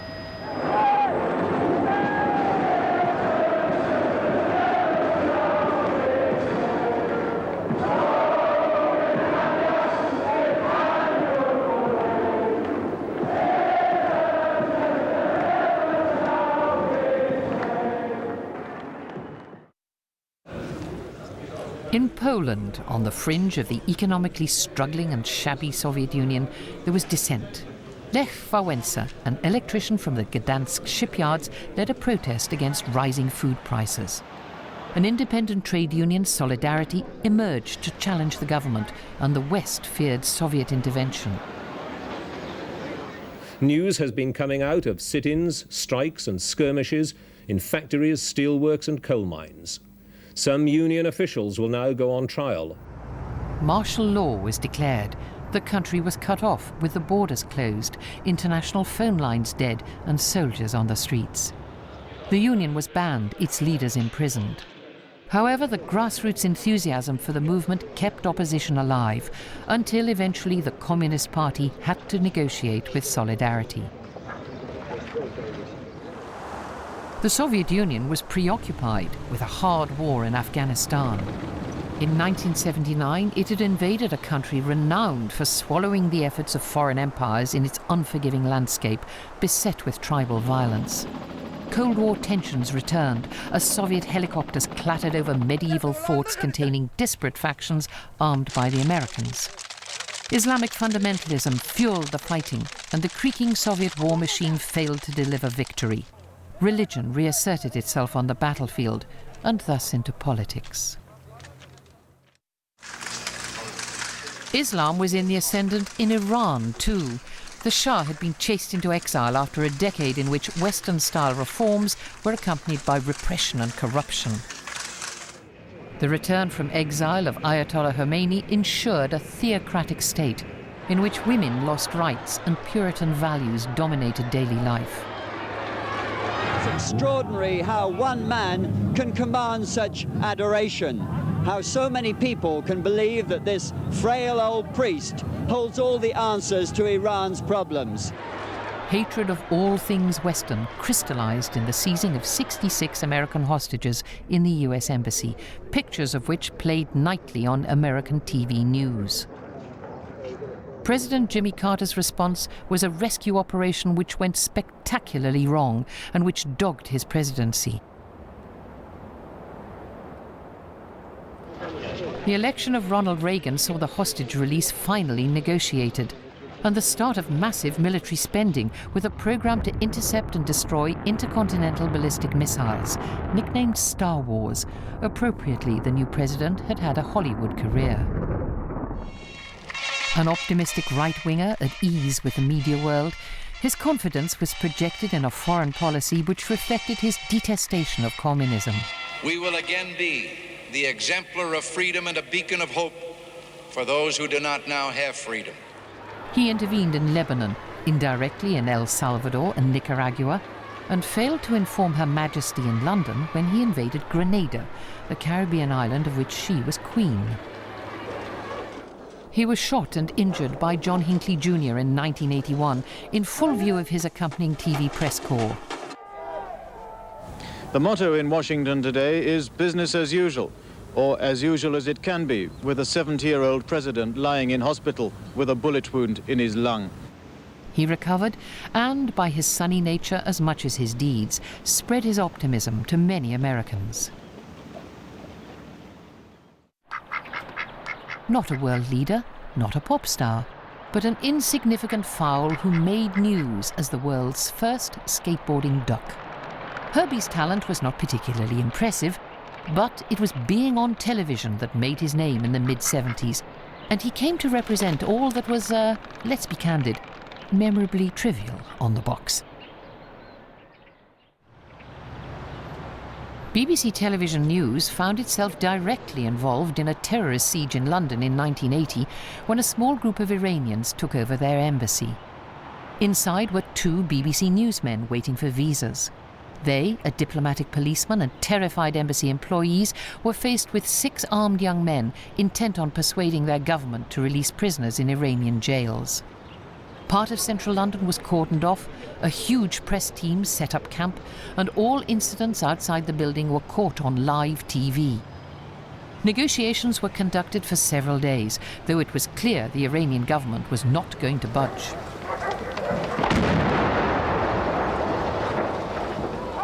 Stun grenade explosions heralded balaclavaed figures in black abseiling down the walls. The elegant facade belched smoke as a well-planned operation was executed, and those of us reporting on the spot found ourselves involved in real-life drama on television. The British had wanted to bring about a peaceful conclusion, but after a hostage had been murdered on the 6th day, the police ceded authority to the Army's Special Forces, and the SAS went in. 5 of the terrorists were shot as fires burned, and the hostages were bundled to safety. 1 gunman survived, to be tried and given a lengthy sentence. His colleagues were buried in unmarked graves in a North London cemetery. The ever-present terrorist threats in Britain rarely publicly impinged on the routine of the royal family, increased security being discreet. However, the traditional ceremony of trooping the colour was interrupted, the Queen's horse shying at 6 blanks fired from the crowd as the procession was heading for Horse Guards Parade. 17-year-old Marcus Sargent said he wanted to be famous. He was jailed for 5 years under the Treason Act. Then Her Majesty awoke one morning to find a Mr. Michael Fagan sitting on her bed, apparently wanting a chat. Her efforts to rouse the palace police were unavailing, and half an hour's conversation was ended by a chambermaid entering the bedroom with the cry of, "Bloody hell, what's he doing in here, ma'am?" Happier moments as the Prince of Wales announced his engagement to Lady Diana Spencer, both a fairy tale and a media frenzy. The intensifying speculation is thought to have been the reason why the date was brought forward. Outside Buckingham Palace is Kate Adie. Buckingham Palace on a very cold day has had a large crowd outside it all morning. The announcement came at 11 o'clock and the band of the Coldstream Guards played Congratulations. Even now, the TV cameras were probing into the relationship. And I suppose in love. Of course. Whatever in love means. Yes. The wedding was televised to the world in every detail. The dress designers, the bridesmaids, the guest list, the precise wording of the vows, the uniforms, the presents, the comments from the crowd. A television wedding. With this ring, I thee wed. I thee wed. With my body, I thee honour. The Waleses began their marriage in the glare of global publicity. The honeymoon, the first public engagements. The emergence of a princess with worldwide appeal.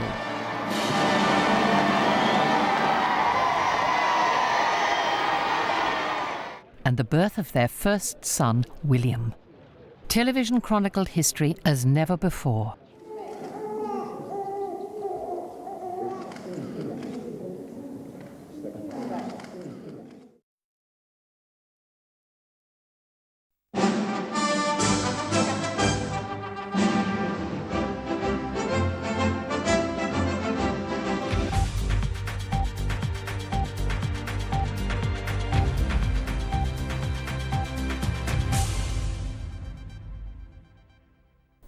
The 1980s were a period of remarkable change, both in the world at large and in television news. Great events began to unfold on camera, and television news adapted itself accordingly, with the advent of CNN, for instance. The Cold War faltered and died away, and people like me were able, through the new technology, to give some sense of the immediacy of what was happening. Television news was beginning to bring the world home to people as never before. Dawn, and as the sun breaks through the piercing chill of night on the plain outside Coram, it lights up a biblical famine, now in the 20th century. This place, say workers here, is the closest thing to hell on earth. People had never seen pictures as terrible as these at such length on television news before. The BBC was breaking new ground. It was as though we were there, seeing these things for ourselves. Ethiopia is turning into the worst human disaster for a decade, a disaster begun by nature but compounded by man. Sing it to the world! The upsurge of feeling was immense, and the result was Live Aid. It was an unstoppable outpouring of music and generosity. And it was driven by the eccentric genius of Bob Geldof.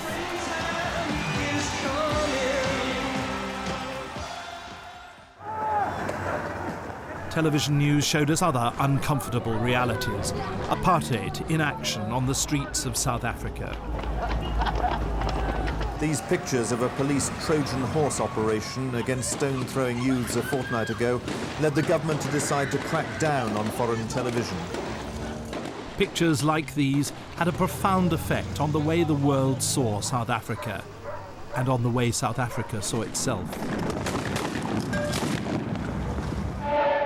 Black children began to demand something better than the poor quality education they were given. The apartheid state turned the full force of its violence onto them.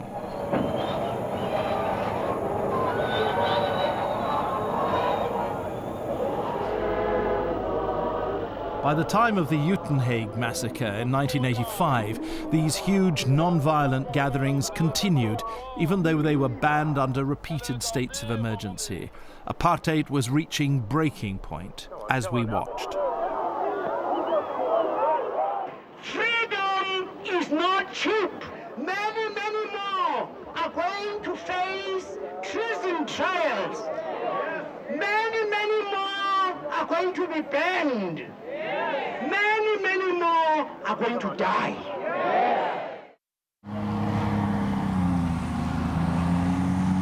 In the Middle East, Israel was pulling back from much of Lebanon, hoping to cut its losses. But Lebanon had been too badly destabilized for the violence to stop that quickly. After the years of civil war and the Israeli invasion, much of Beirut lay in ruins. None of this lessened the price Israelis had to pay. Extreme Palestinian groups continued a campaign of hijacking and murder. Some, like Terry Waite, who tried to help, were sucked into the violence. This was the last glimpse the world had of him before he was held hostage for 7 years. On the West Bank, the first Palestinian Intifada began.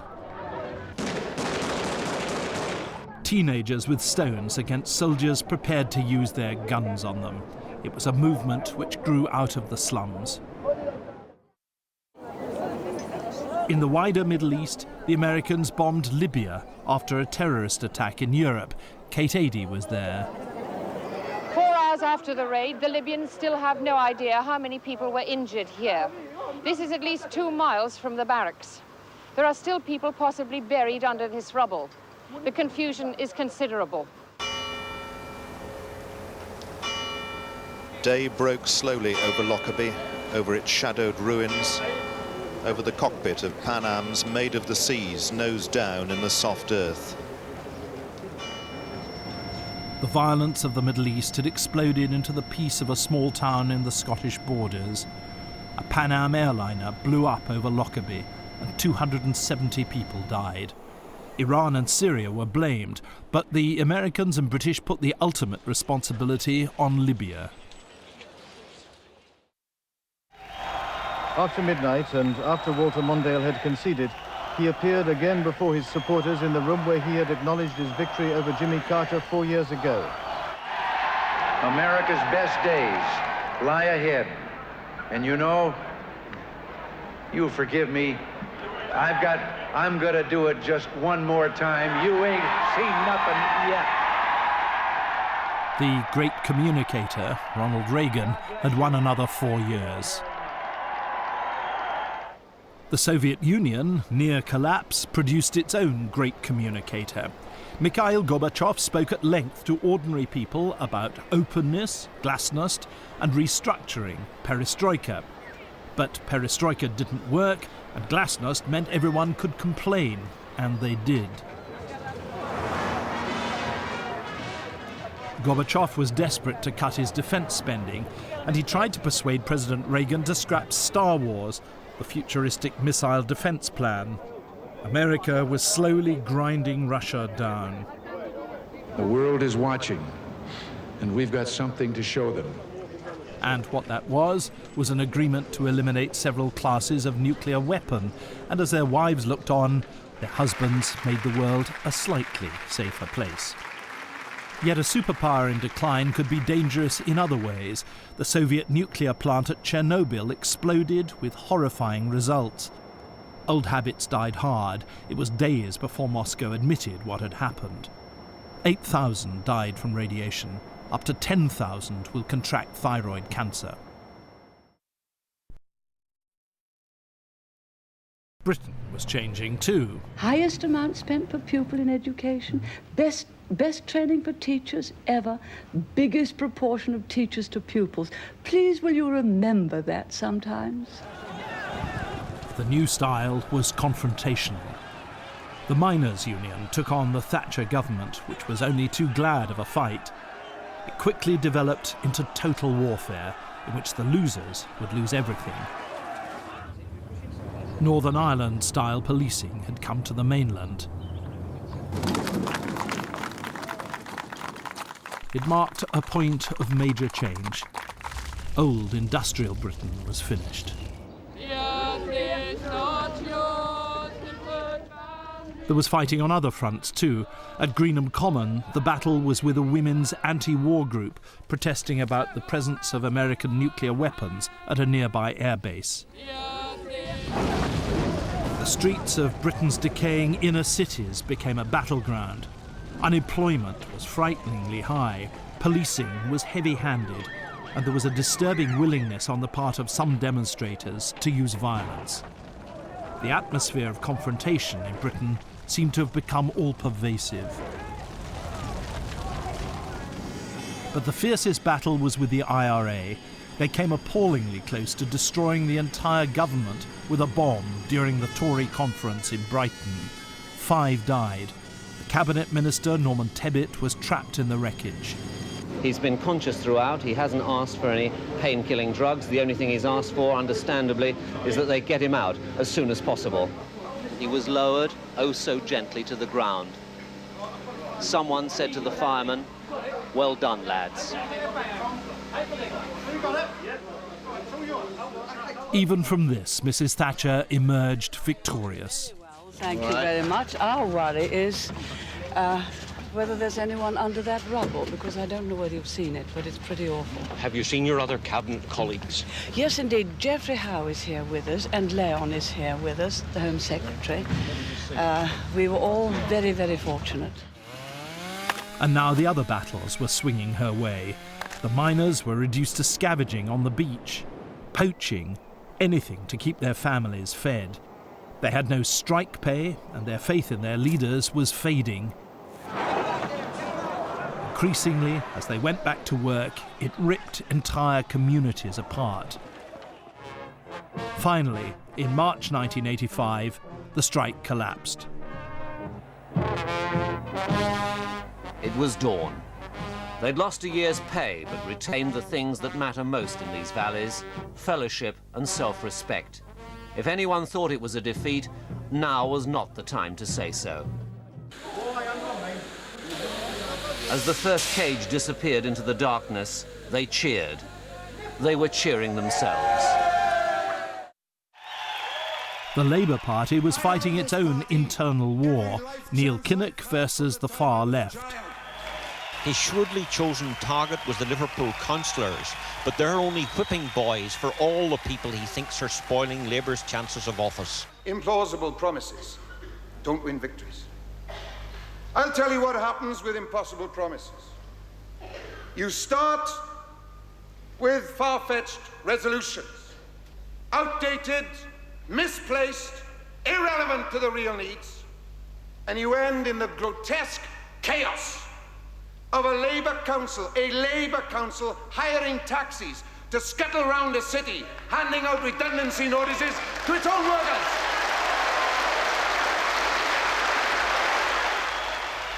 Liverpool councillors were furious. Liar, shouted Derek Hatton, but most delegates were delighted.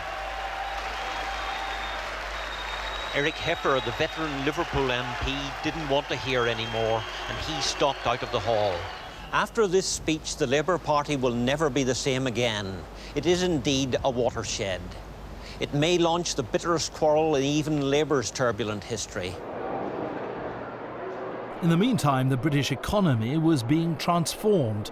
State-owned corporations were being sold off. A new culture of free enterprise was taking over, where the British people were encouraged to be shareholders. The consumer culture boomed. It was the age of the yuppie, ushered in by the new technology. Well, new then anyway. But Mrs. Thatcher's style grated even on her ministers. With the future of Westland helicopters in doubt, she backed an American solution. Michael Heseltine wanted a European one. Fault line over Europe had opened up publicly. I have resigned from the cabinet and I will make a full statement later today. Others would soon be following him. But Mrs. Thatcher was still riding high. In 1987, she received popular endorsement for the way Thatcherism was changing Britain. It was the third time she had smashed Labour at the polls.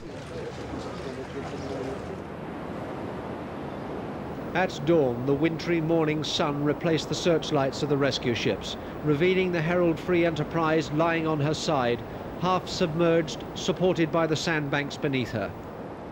187 people died at Zeebrugge. Each decade has its disasters, but in the Thatcher era they all seem to arise from one thing: a lack of proper safety regulation. The fire at King's Cross tube station, for instance, where 31 people died. Fire regulations on the tube were hopelessly outdated. The Piper Alpha oil rig fire, where 167 people were killed because of inadequate equipment and poor training. The football stadium disaster at Hillsborough, 96 crushed to death here. All these different disasters led to improvements in safety, but the human cost was appallingly high.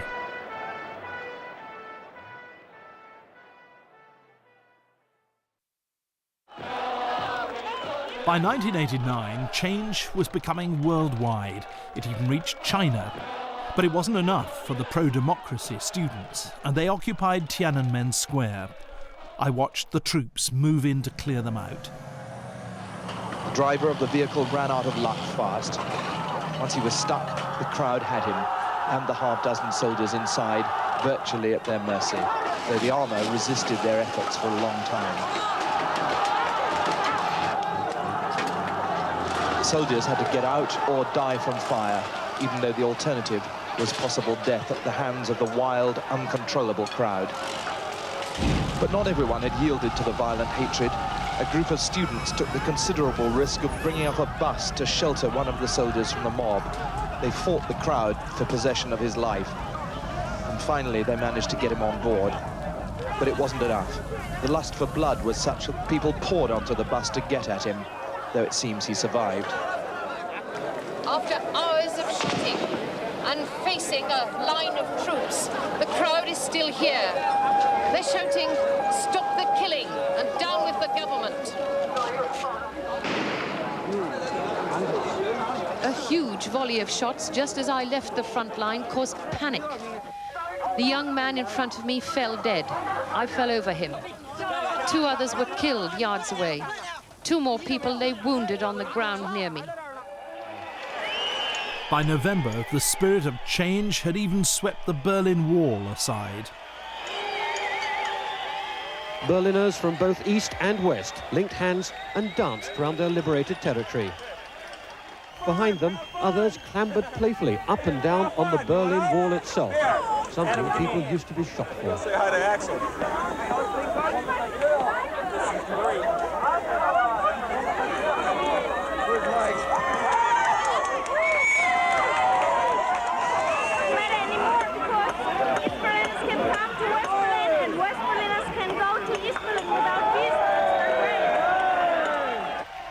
And with nobody to stop them, it wasn't long before the first attempts were made to destroy the structure itself. I'm standing on top of the Berlin Wall, which for years has been the most potent symbol of the division of Europe. And there can be few better illustrations of the changes which are sweeping across this continent than the party which is taking place here on top of it tonight. I want to be an astronaut. But this will need to be more than a piece of November madness to wipe out the bitter memories of the past.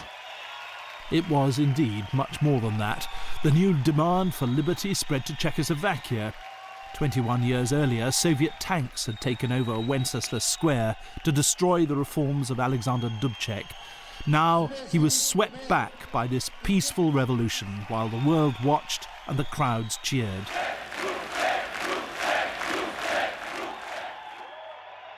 By December, the process had spread to Romania. Nicolae Ceausescu was barracked at a party rally in a live official broadcast. He escaped by helicopter, only to be caught and executed. The revolutionaries took over, but this was no velvet revolution. Rebels fought against the savage rearguard action of Ceausescu's secret police. We've come around the back of the building where the secret police are holed up, and you can hear them firing now. They're firing down, in fact, in this direction every now and then. Bullets sing off the walls behind us. It was to be 20 more months before the changes reached the heart of the Soviet Empire. The tanks here were deployed by the hardliners of the KGB, who tried to overthrow Mikhail Gorbachev and his reforms. Ordinary Russians were furious that their new liberties were being threatened. Boris Yeltsin, the rising populist leader, resisted, and the coup collapsed before our eyes. Gorbachev returned, a free man, but he was finished. So was the Soviet Union. So, therefore, was the Cold War. An older Russia was coming back, and an older principle, too. The spirit of nationalism had returned to Europe.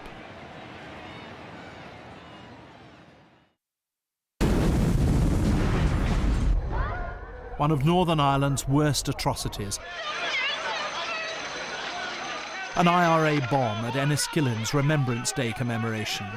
11 died, 61 were injured. Hey! Get a load over here and carry them!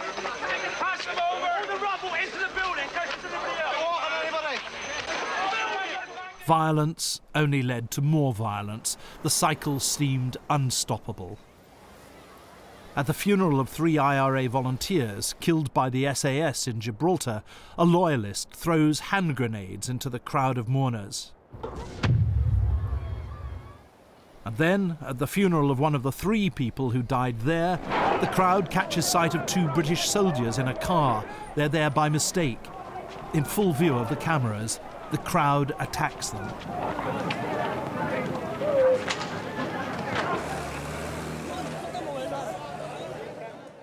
Both soldiers were killed. But slowly, old wrongs were being put right. In 1989, the Guildford Four were released. I'm in prison 15 years for something I didn't do, for something I didn't know anything about. 2 years later, the Birmingham Six were freed as well.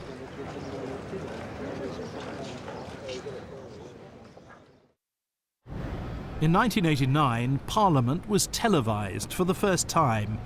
It would change the face of political reporting.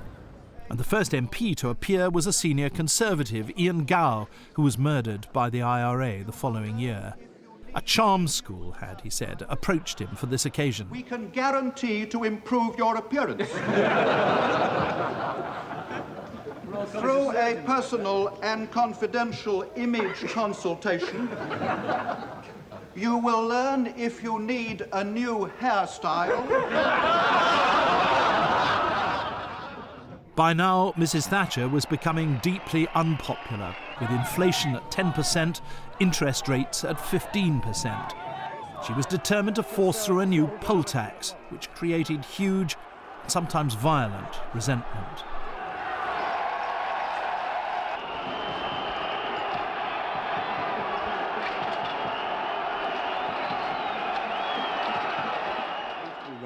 Now her one-time allies felt they had to choose between Mrs. Thatcher and the national interest, particularly over Europe. Sir Geoffrey Howe put the knife in. I no longer believe it possible to resolve that conflict from within this government. That is why I have resigned. In doing so, I've done what I believe to be right for my party and my country. The time has come for others to consider their own response to the tragic conflict of loyalties with which I have myself wrestled for perhaps too long. Mrs. Thatcher's years of power are over. She resigns to make way for a Conservative leader more likely to win the next election. She defends her government, perhaps for the last time. We made Britain stand tall again, she says.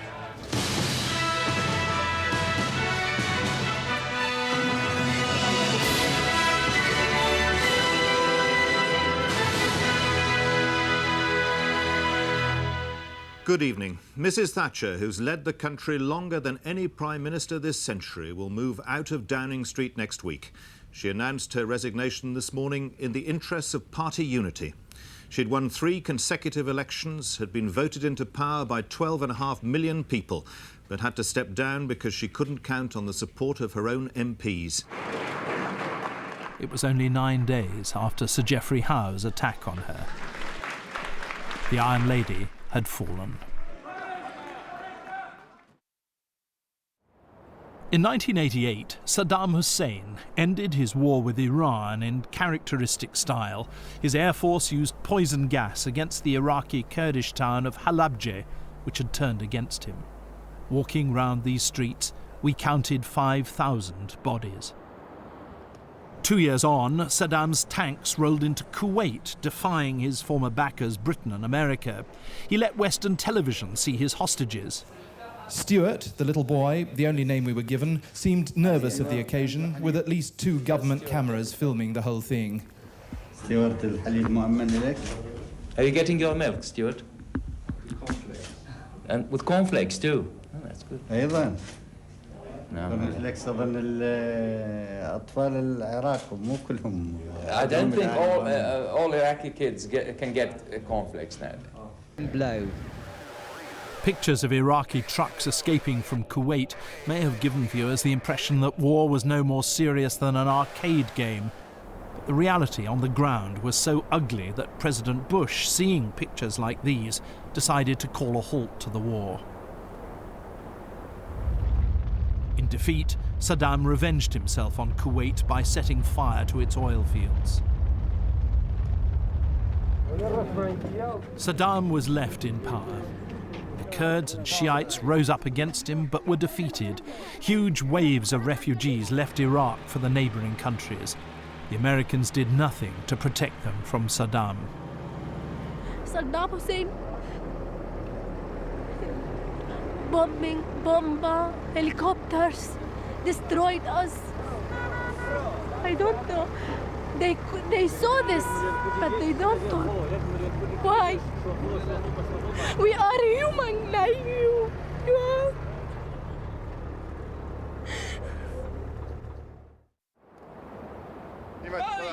In Europe, the end of the Cold War meant that the old restraints had vanished. Yugoslavia fell apart into a vicious series of wars. Ethnic cleansing entered the language. They came upon a house in the centre of the village where a family of 7 had died. 2 in the stairway, another 5 in the cellar. It's hard to look at some of these pictures. What happened here can frankly not be shown in any detail, but the room is full of the charred remains of bodies, and they died in the greatest agony. It's hard to imagine, in our continent and in our time, what kind of people could do this.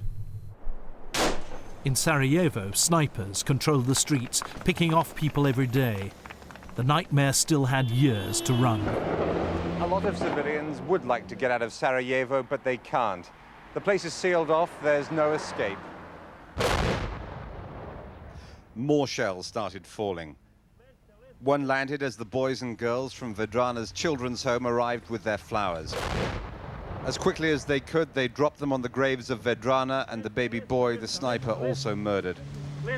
It was time to go. As the family was leaving, the gunners found their range.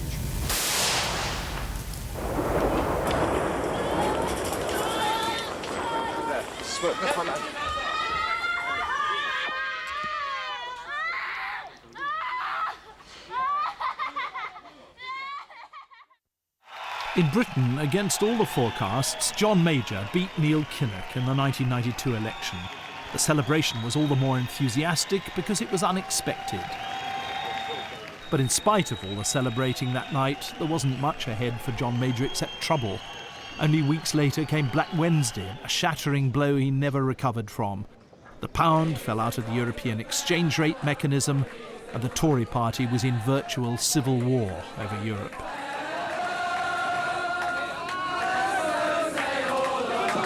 Did you honestly think it was always going to happen then? Yes, John, I did.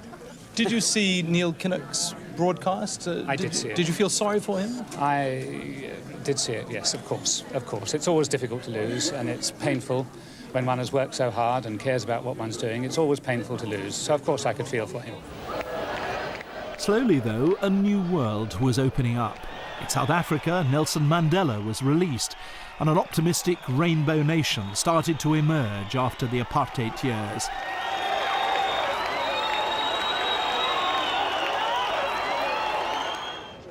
The Soviet Union came to an end.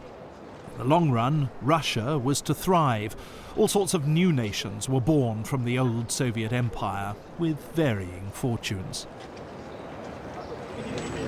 The royal family went through the worst of times. A lonely Princess of Wales decided to go her own way. The Duke and Duchess of York were separated. Princess Anne's marriage to Captain Mark Phillips came to an end. Even the Queen's favourite home was damaged by fire. Some of the great moments, like the Middle East agreement brokered by President Clinton, turned out to be false starts. Yet, even here, the feeling that agreement was possible would never entirely die.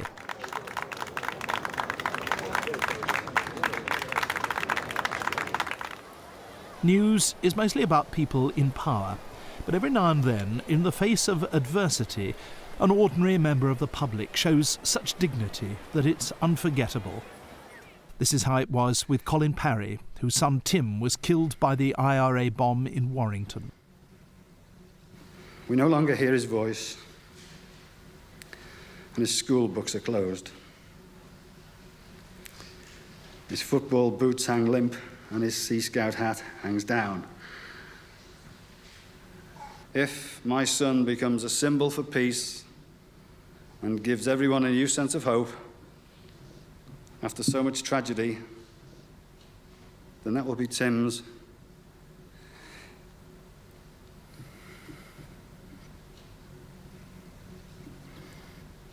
unique achievement.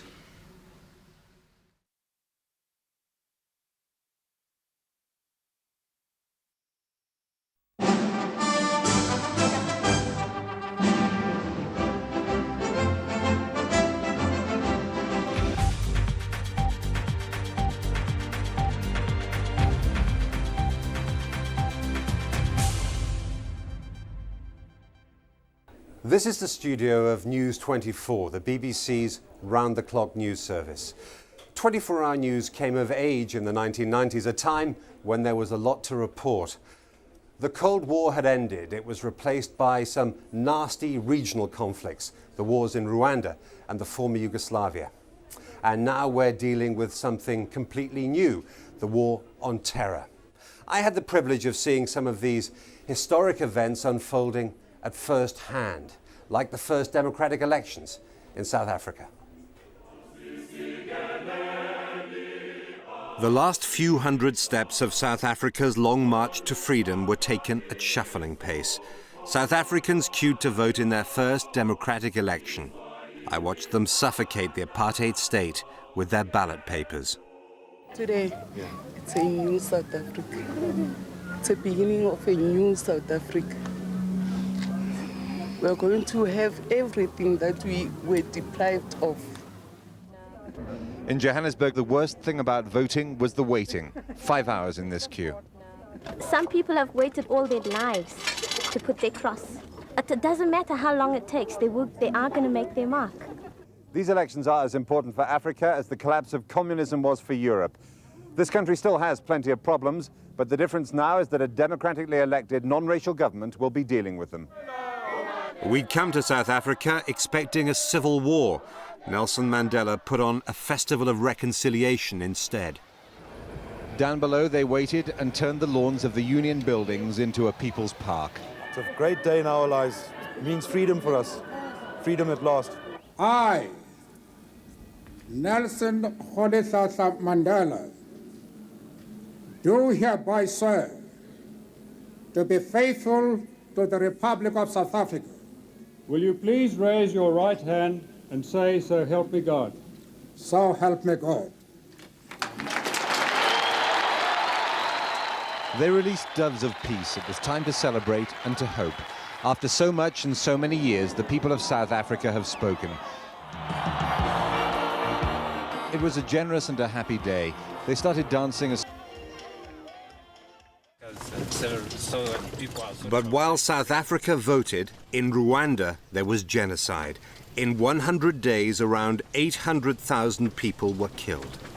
As we approached the church at Nyarabuye, Frank became silent. He had been here before and knew what lay ahead. Labour leader John Smith brought in a new political generation.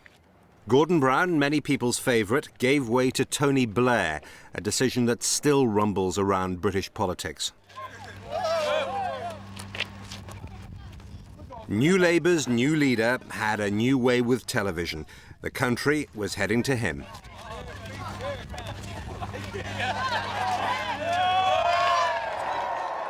A huge landslide put Tony Blair into Downing Street. 18 years of Conservative rule ended. His supporters were desperate for change.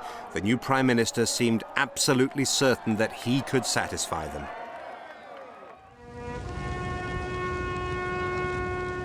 Britain left Hong Kong. The last echo of empire seemed to be fading away.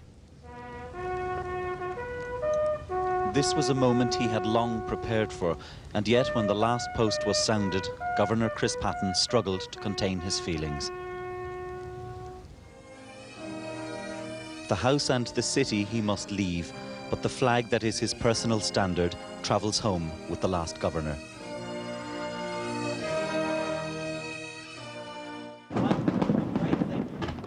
The last rites of imperialism finished with, the departing power staged a carnival of light. The generation who will grow to adulthood as Chinese citizens looked on in wonder. Tonight, as Britannia sails away behind me, it is hard to imagine an age when men from Britain got into wooden boats to sail halfway around the world.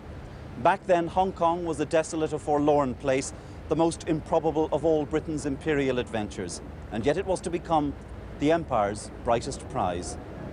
Fergal Keane, BBC News, Hong Kong, and the People's Republic of China. Diana, Princess of Wales, died in a car crash in Paris. Britain was seized by grief, by sympathy for her sons, and by anger.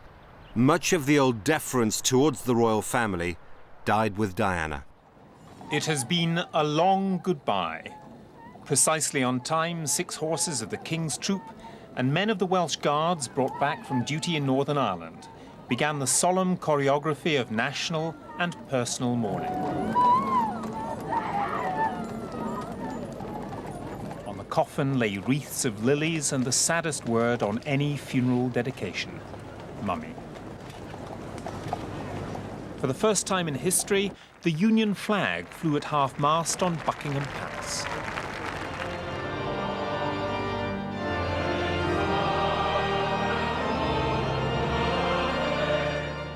Diana, Princess of Wales, was carried for the last time through the streets, away perfumed by flowers, to the family estate in Northamptonshire, where this most public figure was laid to rest, out of the public eye.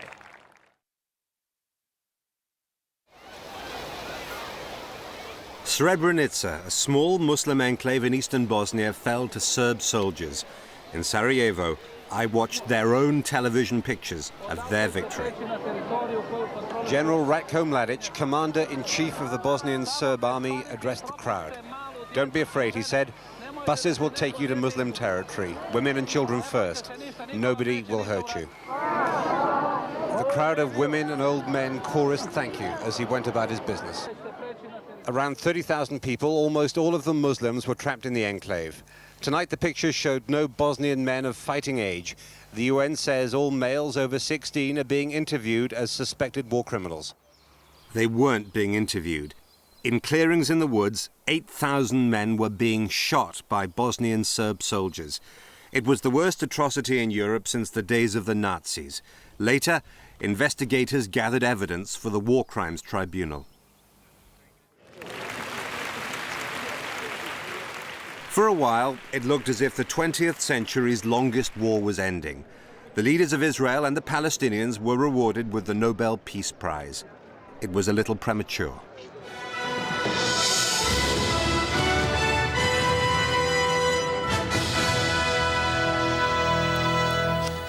The Israeli Prime Minister Yitzhak Rabin, the architect of the Middle East peace process, has been assassinated. He was shot at least twice as he left a huge rally for peace in Tel Aviv tonight and died shortly afterwards in hospital. A 27-year-old Jewish man has been arrested and an extremist Jewish organisation has claimed responsibility for the killing. Yitzhak Rabin had spent the evening at a peace rally in Tel Aviv. The rally ended with Mr. Rabin joining in a song for peace. Police estimated around 100,000 people were there. One placard said, "Yitzhak Rabin, you are the hero of our generation." The assassin opened fire as the rally was breaking up. Mr. Rabin's bodyguard threw himself in front of the bullets. He was hit as well. Morning candles are being lit, prayers are being said. The assassination is one of the greatest traumas modern Israel has faced. He was the leader Israelis trusted most with their security. Without him, concessions to the Palestinians would have been unworkable. This is a defining moment for Israel and for the peace process. Jeremy Bowen, BBC News, Jerusalem. No political murder in the 20th century was more effective. Rabin's killer, Yigal Amir, wanted to wreck the peace process. Perhaps it would have collapsed anyway, but without Rabin, it didn't stand a chance. After 5 years of disappointment, the veteran Israeli right-winger Ariel Sharon started a chain of events that finally killed it off. His visit to the holiest and most disputed place in Jerusalem ended in a riot. Years of Palestinian frustration and rage exploded into an armed uprising. For both sides, making war was easier than making peace. Some of the worst moments were on television. In Ramallah on the West Bank, 2 captured Israeli soldiers were beaten to death by a Palestinian mob.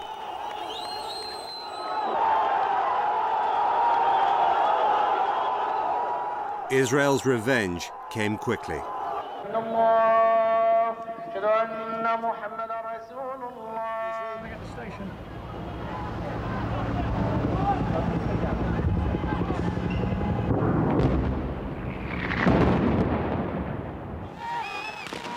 In Gaza, Mohammed Rami al-Dura, a 12-year-old Palestinian boy, was killed, witnesses said, by Israeli gunfire. Civilians on both sides are still dying. For 5 days, Bill Clinton's been taking heavy punches. Today, he tried to prove he could still fight back. With Hillary in defiant mood beside him, he cut short a policy statement to angrily deny the swirling allegations of sex with Monica Lewinsky and a cover-up. But I want to say one thing to the American people. I want you to listen to me. I'm going to say this again. I did not have sexual relations with that woman, Miss Lewinsky. 7 scandalous months later, he explained what he really meant. In a deposition in January, I was asked questions about my relationship with Monica Lewinsky. While my answers were legally accurate, I did not volunteer information. Indeed, I did have a relationship with Miss Lewinsky that was not appropriate. In fact, it was wrong. Despite his sexual misadventures, the so-called bimbo eruptions, President Clinton was still the most popular Democrat in America when he stood down after 2 terms. But he was damaged goods and was sidelined in what became the USA's most disputed election. The American people have now spoken, but it's going to take a little while to determine exactly what they said. It came down to Florida. It went to the Supreme Court before Al Gore, who had more votes nationwide, conceded to the Republican candidate, George Bush. I was not elected to serve one party, but to serve one nation. The President of the United States is the President of every single American, of every race and every background. Every day, 8,500 people across the world are killed by AIDS and another 14,000 are infected. 28 million have died since the pandemic began. There is nothing more the medics can do now except wait. For the boy in the bed, life is finally slipping away. Nkosi Johnson was not expected to live to see his 3rd birthday. Now at the age of 12, his long fight is almost over. Nkosi broke this country's heart last July when he made a speech to thousands of delegates at the World AIDS Conference in Durban. His simple plea that people with HIV and AIDS should not be demonized was breathtaking for the dignity and courage with which he delivered it. We are normal. We are human beings. We can walk. We can talk. We have... South Africa was in denial about AIDS. One emaciated, brave child shouted, "Wake up."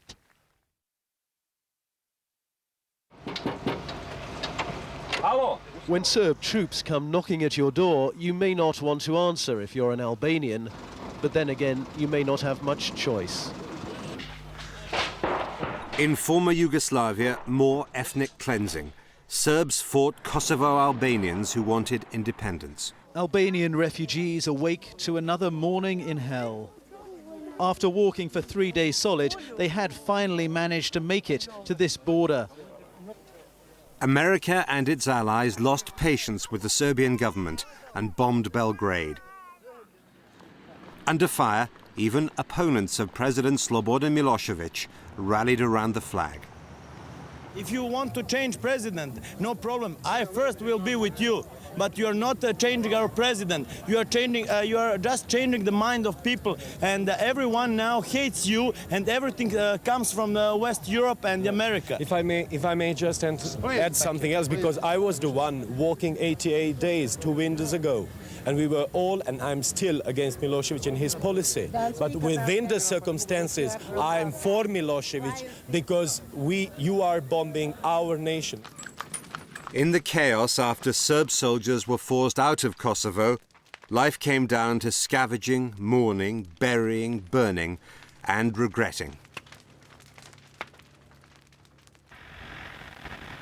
Down a leafy lane, where quiet people lived quiet lives, war has left waste, death, and hate.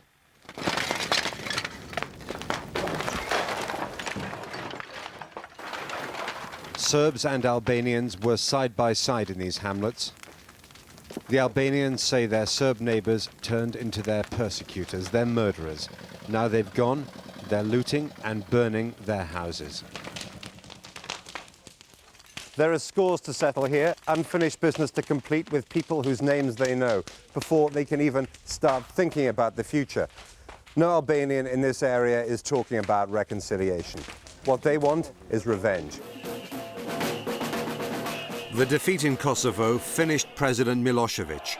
The parliament in Belgrade was stormed when he wouldn't step down.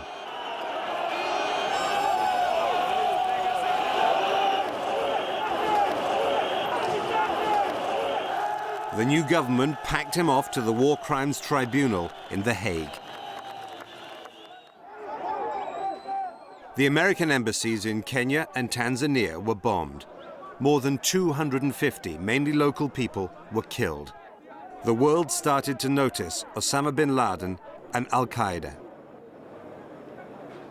This is part of international terrorism, obviously. Innocent Kenyans are dying. We have nothing to do with international terrorism. The international players are America and others. Definitely, they are the target.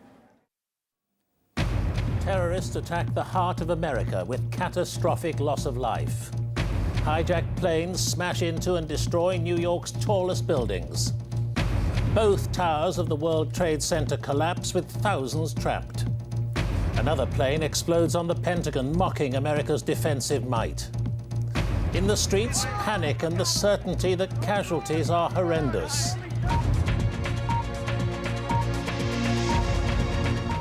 It should have been a perfect day. But just before 9 o'clock, the pure blue sky over Manhattan was filling with smoke. A hijacked American airliner had just smashed into the North Tower of the World Trade Center. No one quite knew what had happened. Surely this must have been a terrible accident. But what happened next showed these were no accidents. A second hijacked airliner, a Boeing 767 with 92 people on board, is flying straight for the other tower.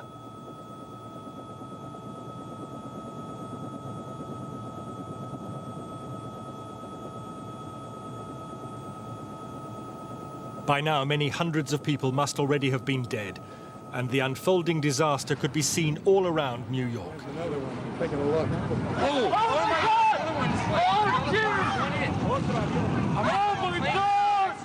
My own eye. Just went. It must be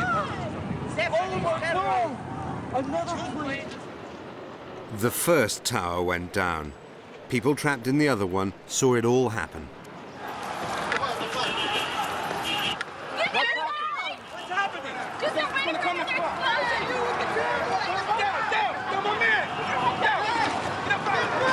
It's just got to be a terrorist attack. I can't tell you anything more than that. I saw the plane hit the building.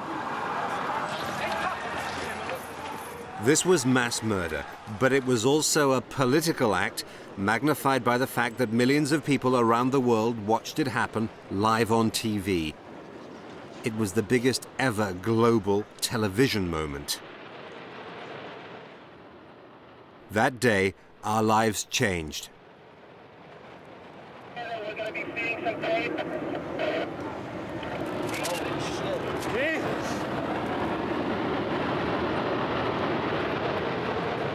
America's first target was Afghanistan. Its rulers, the Taliban, had sheltered Al-Qaeda and Osama bin Laden. The B-52s were still flying high over Kabul yesterday afternoon. Nervously, this broken city and its people waited. That night, my colleague William Reeve was sending a report when this happened.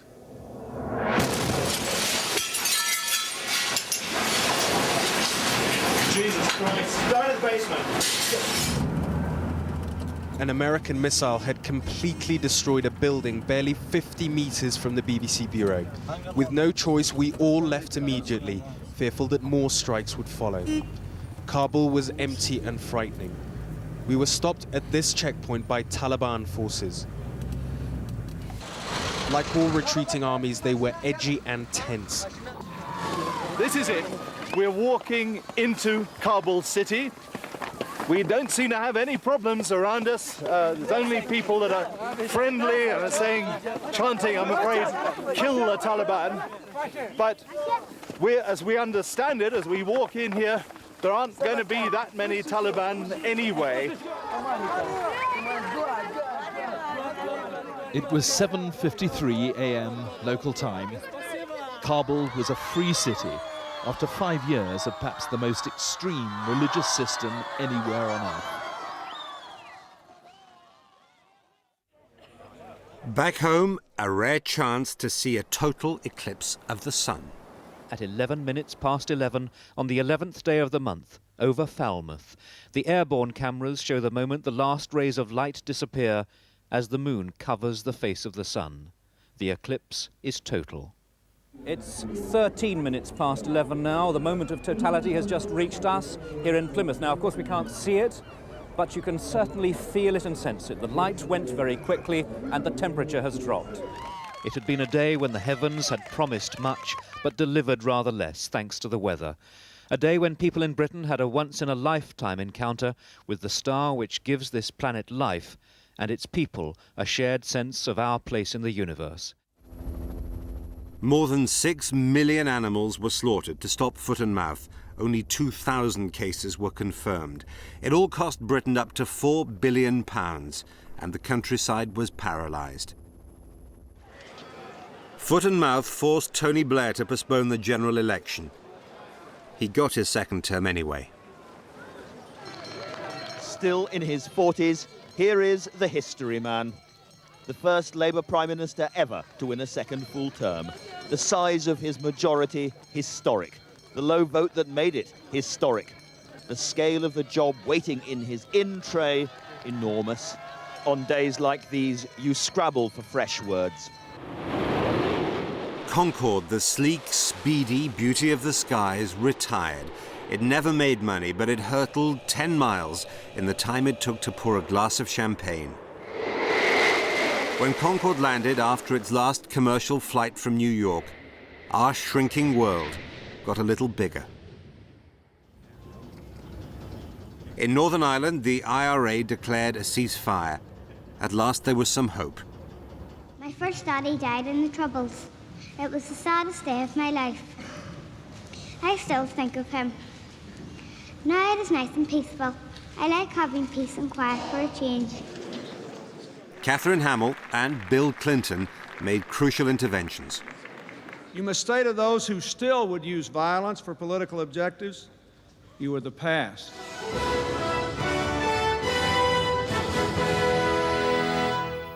An historic agreement for peace in Northern Ireland has been reached within the past few minutes.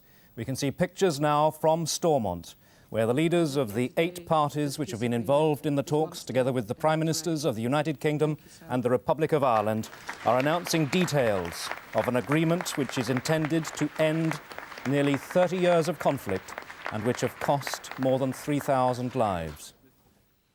It wasn't the end of the killing. 29 people died when a Republican splinter group bombed Omagh. The people of Omagh, just like everyone in Northern Ireland, had just begun to believe that a hopeful present really could become a peaceful future. Instead, the bombers ripped the heart out of this town, broke hearts across the country, and offered only hate, misery and death as their alternative to the peace process. There should have been a carnival here. Instead, there was carnage. Saturday afternoon shoppers here because it was safe, crowded together away from a bomb scare. Instead, the bomb was in their midst. It killed 14 women and 3 young girls. It killed 5 men and 4 young boys. It killed 3 generations of one family, a 65-year-old grandmother, her pregnant 30-year-old daughter, and her 18-month-old daughter. A litany of the dead, of the slaughtered innocents. Peacemaking was patchy and difficult, but it changed Northern Ireland profoundly. The Royal Ulster Constabulary, which was dominated by Protestants, was replaced. The first 44 new members of the new police service on parade. They were recruited specifically to be 50% Protestant and 50% Catholic. And they start their careers on the day that the new uniform and crest replaced the old RUC symbols. But on a day of change, they kept one tradition. Dennis Murray, BBC News, Belfast. The Queen Mother died at the age of 101. Her grandson stood vigil in Westminster Hall the night before her funeral.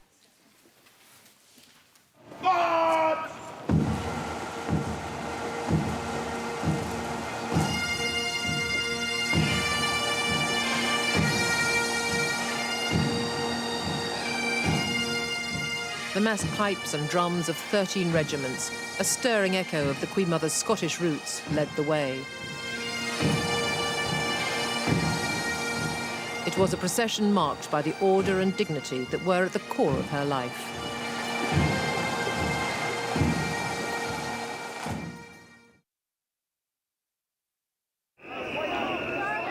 Britain split over the prospect of making war on Iraq. They came with a profound sense of purpose, convinced that they represent the true feelings of Britain and determined to send a message to Tony Blair, which he will ignore at his peril. Don't attack! Don't attack Iraq! Do you often come on anti-war? This is the first one I've ever been on. I just felt, about 5 or 6 weeks ago, I just felt as though all of a sudden we were on a roller coaster and I didn't want to be on it. A war would create more anger and frustration between the Muslims and the West. But anti-war protests across the world failed.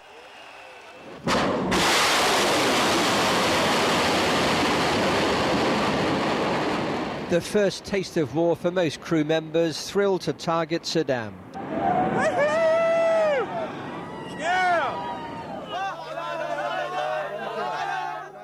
The war came to the Al-Sha'ab neighborhood today, and it left death and chaos in its wake.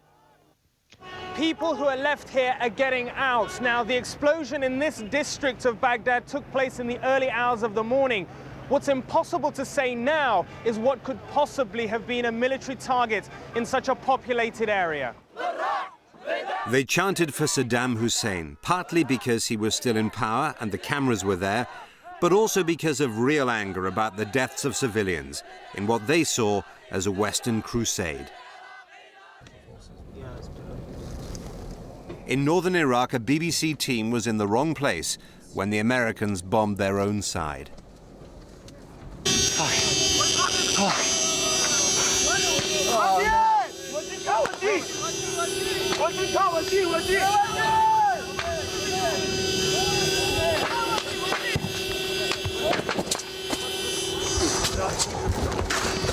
The missile landed only 10 yards from us. I even saw it as it hit. Some of my clothes had been ripped off by the blast. The Americans captured Baghdad after a lightning campaign. Their leaders hadn't thought much about what to do next.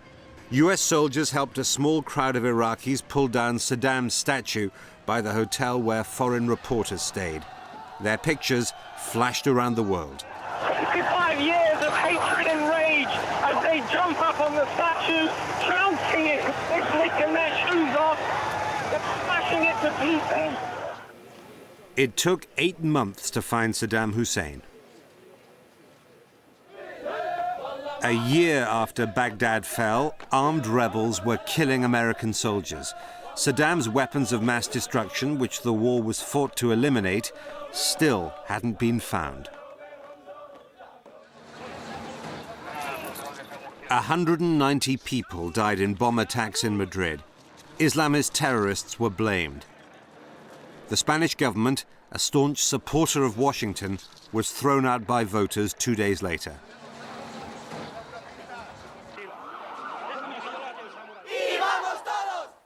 When millions of Spaniards demonstrated against terrorism, television pumped live pictures around the world. People might never be able to control the forces that shape their lives. But these days, at least they have a chance to see them and perhaps to understand them. We've been showing you a snapshot of some of the momentous events that BBC Television News has been covering for 50 years. The way we bring the news to you has been revolutionized. At the moment, the technology is changing so quickly that it's hard to predict what it will look like in the future. What hasn't changed is the job that we do as journalists, trying to make sense of what's going on in the world. And that's what's happening here in the newsroom right now. 24 hours a day, 7 days a week at BBC Television News.